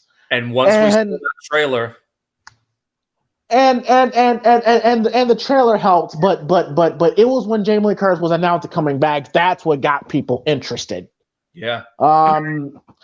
And like you said, like, Jamie Lee Curtis brings the star power to the show. Like, she brings eyes to the movie. And I gotta say, like, I'm very thankful for her contribution. Because when Halloween came out, like, all the press runs she'd be doing to promote the film, the conventions, all that stuff. And of course, her acting in the two films has been fantastic. She was fucking great. The only thing that has kind of annoyed me about her is that you could kind of tell that she kind of threw a little bit of her beliefs into the movies. Which I've told you, Paul, it's like not necessary. My case in point, like, I brought this up to Paul when she was promoting Halloween 2018. Because keep in mind, they filmed Halloween 2018 right around the time when the Me Too movement was just picking up, and she was like making these weird connections to Halloween 1978 to the Me Too movement, and saying she was violated by Michael and all that stuff, and this is about Lori taking her power back, and it's like, it ain't that deep. It's not that deep, Jamie. Stop it. But you know It's deep. Yeah, it's not that it's a slasher movie, okay? Like come on now, but I get why she did it because listen, if you're coming back to play a role, one more time, you have to find some way to motivate yourself. But I was kind of like, okay, you're kind of overthinking this, and then of course with the Halloween Kills thing, I thought the whole riot thing was mishandled, I will say. I remember when you were talking to me about it, you were saying that, the film had a $20 million budget. You could have at least seen a lot more happen to it. I mean, think about this. You got that kind of money, you can do some crazy shit. Look at the fucking fifth Purge movie, right? That movie had the same budget as Halloween Kills. And if you've not seen that one yet, and anybody else, the amount of shit that happens in that, you wouldn't think it had a $20 million budget. You think it would have something like 60 to 80 million, but no. 20 million. So it can be done, people. Well, not just that, but it was just more like in the, and I'm pretty sure we'll eventually do a Halloween Kills watch along, but like in the scenes with the riot, with the mob and all that stuff, I just thought you could have done more scenes of Michael killing people. That's just me. And my thing was, I just don't believe that a mob would act like this. No. After Michael only killed 5 people 40 years ago, if they added the events of Halloween 2, the original, into it, okay, it would make a little bit more sense. But I'm like, I just don't buy it. They would react be that bloodthirsty. No. But other than that, though, I do think her politics and bringing that along, I'm kind of like, I'm willing to bet that David Gordon Green and Danny McBride, I'm pretty sure I'm willing to bet money that was not their original intent.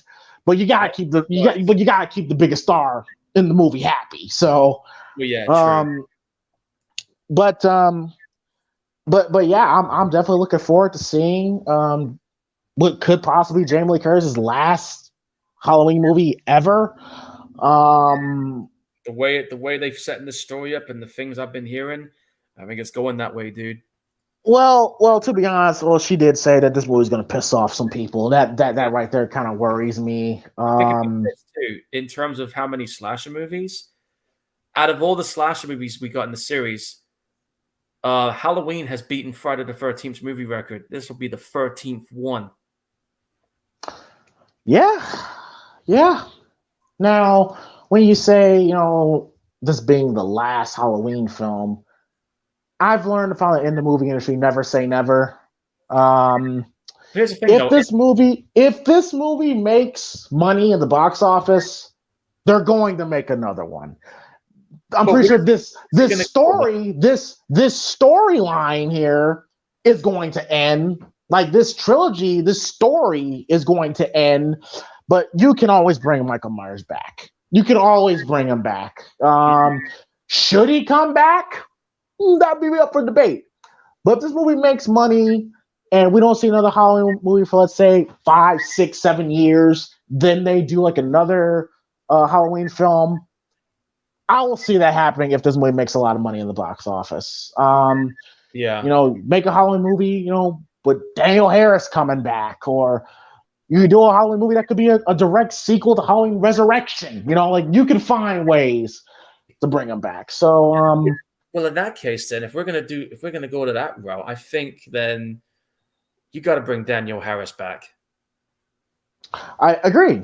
I feel like she should have been back. I personally think that was a Jamie Lee Curtis call. But that's just, I made a whole video about that, how I think Jamie Lee Curtis does not fuck with Danielle Harris. Yeah, I don't know why, but well, because she's forever linked to a time when the Halloween movies was considered the worst, which I believe that's totally not fucking fair to her. But it's not fair at all to her. I mean, Danielle Harris, her story arc was actually pretty solid. Well, with part 5 being a clusterfuck, but the 4th one, I mean, that ending on part 4 was infamous. Yeah, it's iconic.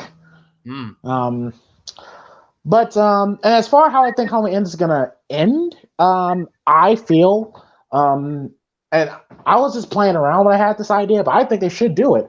Do something that's never been done before. I say have Michael win. Have him kill them all. Yeah, that would be You the way know, to go if you want to continue it. and so that way, so that way, and have him kill them all, and we could just see him walk into the darkness. Kind of like how Undertaker, ran to in that fucking match for AJ. He kind of like ran on his motorcycle into the darkness. We just have him just walk into the darkness, and and further strengthen that evil never dies narrative. And you could leave the door open that there could be another one. You can leave it open. That could be a way to do it right there. Yeah. Yeah, that's why I think she did. I should just have him win. Have him be the victor for once. All right. Well, here's another bit of John Carpenter news. So I remember sharing this to you. I want to get your thoughts on this. What do you think about the idea then that John Carpenter and Blumhouse is in talks of John Carpenter wanting to do a sequel to The Thing? He wants to do it. He's been wanting to do it for years. Because I remember, John Carpenter's my favorite director. So he's been wanting to do one for years. But then the fucking studio said no. And we got that fucking trash remake of The Thing. It was a prequel, dude. Prequel, remake. It was fucking garbage. Well, you know what I think of it, but that's me. yeah. If you enjoyed it, cool. I fucking shit. Like I literally shit on that remake, but I will literally drop my pants and shit all over that movie. I remember you saying that on the review. Yeah, gladly. I would gladly do it. But he wanted to do a sequel, bring Kurt Russell back, but they said no. Now he wants to do it again.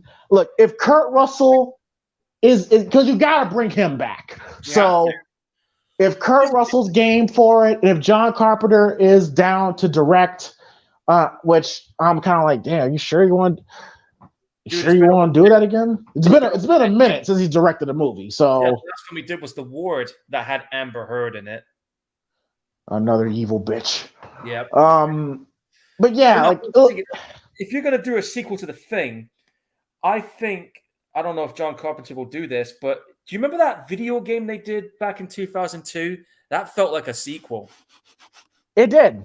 I think they should go that route. Maybe. I don't know. But hey, look, I would be open to it if John's attached and Kurt Russell's attached to it. And The Thing is it's in my top 5 favorite horror films of all time. So, like The Thing is literally one of those movies that, like I don't get creeped out or scared very often, but it's one of them that still creeps me out. I mean, that movie, I remember when I watched it, it's just one of them movies that really sticks to me, like big time. Yeah, it sticks to you. Yeah. No joke. To this day, I have a hard time getting through that scene with the dogs. I just can't fucking do it. Yes, if you haven't seen the movie, look up the scene with the dogs. I fucking hate it. It'll fuck you up. But yeah, look, if John's down for it and Kurt Russell's down for it, and we get some competent, because I know the guy who did the score, I can't think of his name. Who did the great fucking score? I know he passed away, but they still got John Carpenter, so it could still work. His name was Enrico Morricone. Yep. Enrico Morricone. Yep. Spaghetti westerns. Yeah. So I know he passed away 2 years ago. Yeah. So but hey, I'm open to it. But yeah, I think we're gonna end it there. Okay. Before we do, I think we got to give a little hints of what we're gonna got next. Oh yeah. Go ahead.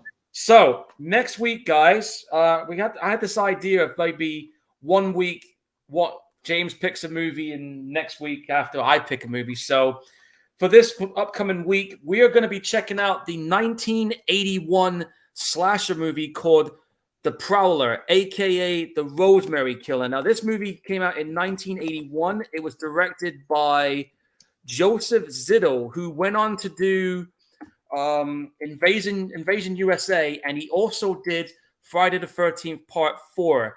This movie has been regarded as one of the greatest slasher films of all time.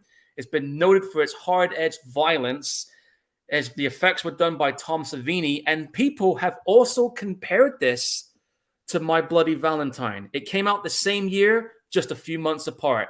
So that's my pick for this Friday coming up. James, what have you got for the Friday after? And I'll probably reveal mine after yours. Halloween. 1978. Yep. All right. So we got the Halloween original on the Friday after. Now, I'm trying to think what I'm going to do for the Friday after that.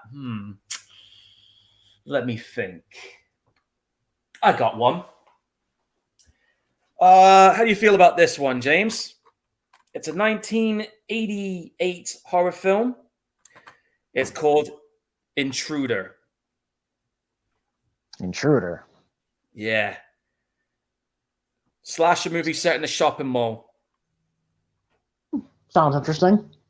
Yep. It was directed by Scott Spiegel. It stars Sam Raimi, Bruce Campbell, and a couple other horror movie names in here. The effects was done by K&B as well. There's some really nasty cool kills in this. So that's the Friday after your Halloween. All right, cool. So there you go, guys. That's our movies lined up. We'll have more. You never know what to expect from us. Could be full-on horror gore. Could be suspenseful horror. Could be ghost. Could be an action movie with a shitload of gore, Rambo levels gore. But we're going to have something for you guys. For sure. But yep, we're gonna end it off there. Hopefully, guys have enjoyed this week's edition of the Primetime Gorehounds. Don't forget, once again, hit that like and subscribe button. Thank you guys for hanging out with us to watch a very solid remake, and we'll see y'all next week for the Prowler, and for stuff coming up on Sunday. Me and Claus will be here to review A Thin Line Between Love and Hate, which was directed by Martin Lawrence. And also on that same Sunday, this is exclusively for our official Discord. There will be a VC of we're gonna do a Euphoria watch along. Sunday will be the season finale. So this is strictly for people that are fans of the show, have seen the show. Ever heard of the show, Paul? I've heard of the show. I've never got around to watching it, but now that you've talked about it, I might see if I can check it out. Is it on Netflix or Prime? It's on HBO Max. Oh shit, we don't have HBO Max over here. Shit. Yeah. I'll find a way to watch it. Don't worry. Okay, yeah, you just watch a couple episodes, because it may not be, like, it's an acquired taste, so it may not be your thing, but check it out. Check it out, yeah. But yeah, for only people that watch Euphoria, we'll be able to come into the VC and watch along with me, Mark, John J, Shane, and the rest of the guys. So Thin Line Between Love and Hate review. Euphoria watch along of the season finale. The next Tuesday will be the Primetime podcast, and which by the way, people are still killing me about that water shit. Which by the way, as I'm drinking water right now, and then next Friday, Primetime Gorehounds for the Prowler. So right. yes, a lot. So hopefully everyone has a great weekend, and I'll see you guys again on Sunday, and then everyone take care of yourselves, be safe, and hopefully we won't be fighting alongside each other for the upcoming World War III. That's about to happen. Oh boy, that's that up day. Yeah, that shit is wild, man. So yeah, so hopefully, for all you Call of Duty listeners, man, you're about to use that shit. Hope y'all remember the shit y'all did, because they're gonna be. I saw a meme that said U.S. Army officials looking up Call of Duty scores to see who to recruit for the war. That's You funny. know what? I think I might dig up Red Dawn to watch. Yeah, dig up Red Dawn. Yeah. So this might be one of the last shows we ever do, because we're all gonna be on the battlefields fighting alongside each other. So yeah, so might as well get used to it. We But got Seas to the Apocalypse, so fuck it. yeah, fuck it, why not? But yeah, so everyone have a good night. We'll see y'all next week. We're out. Later.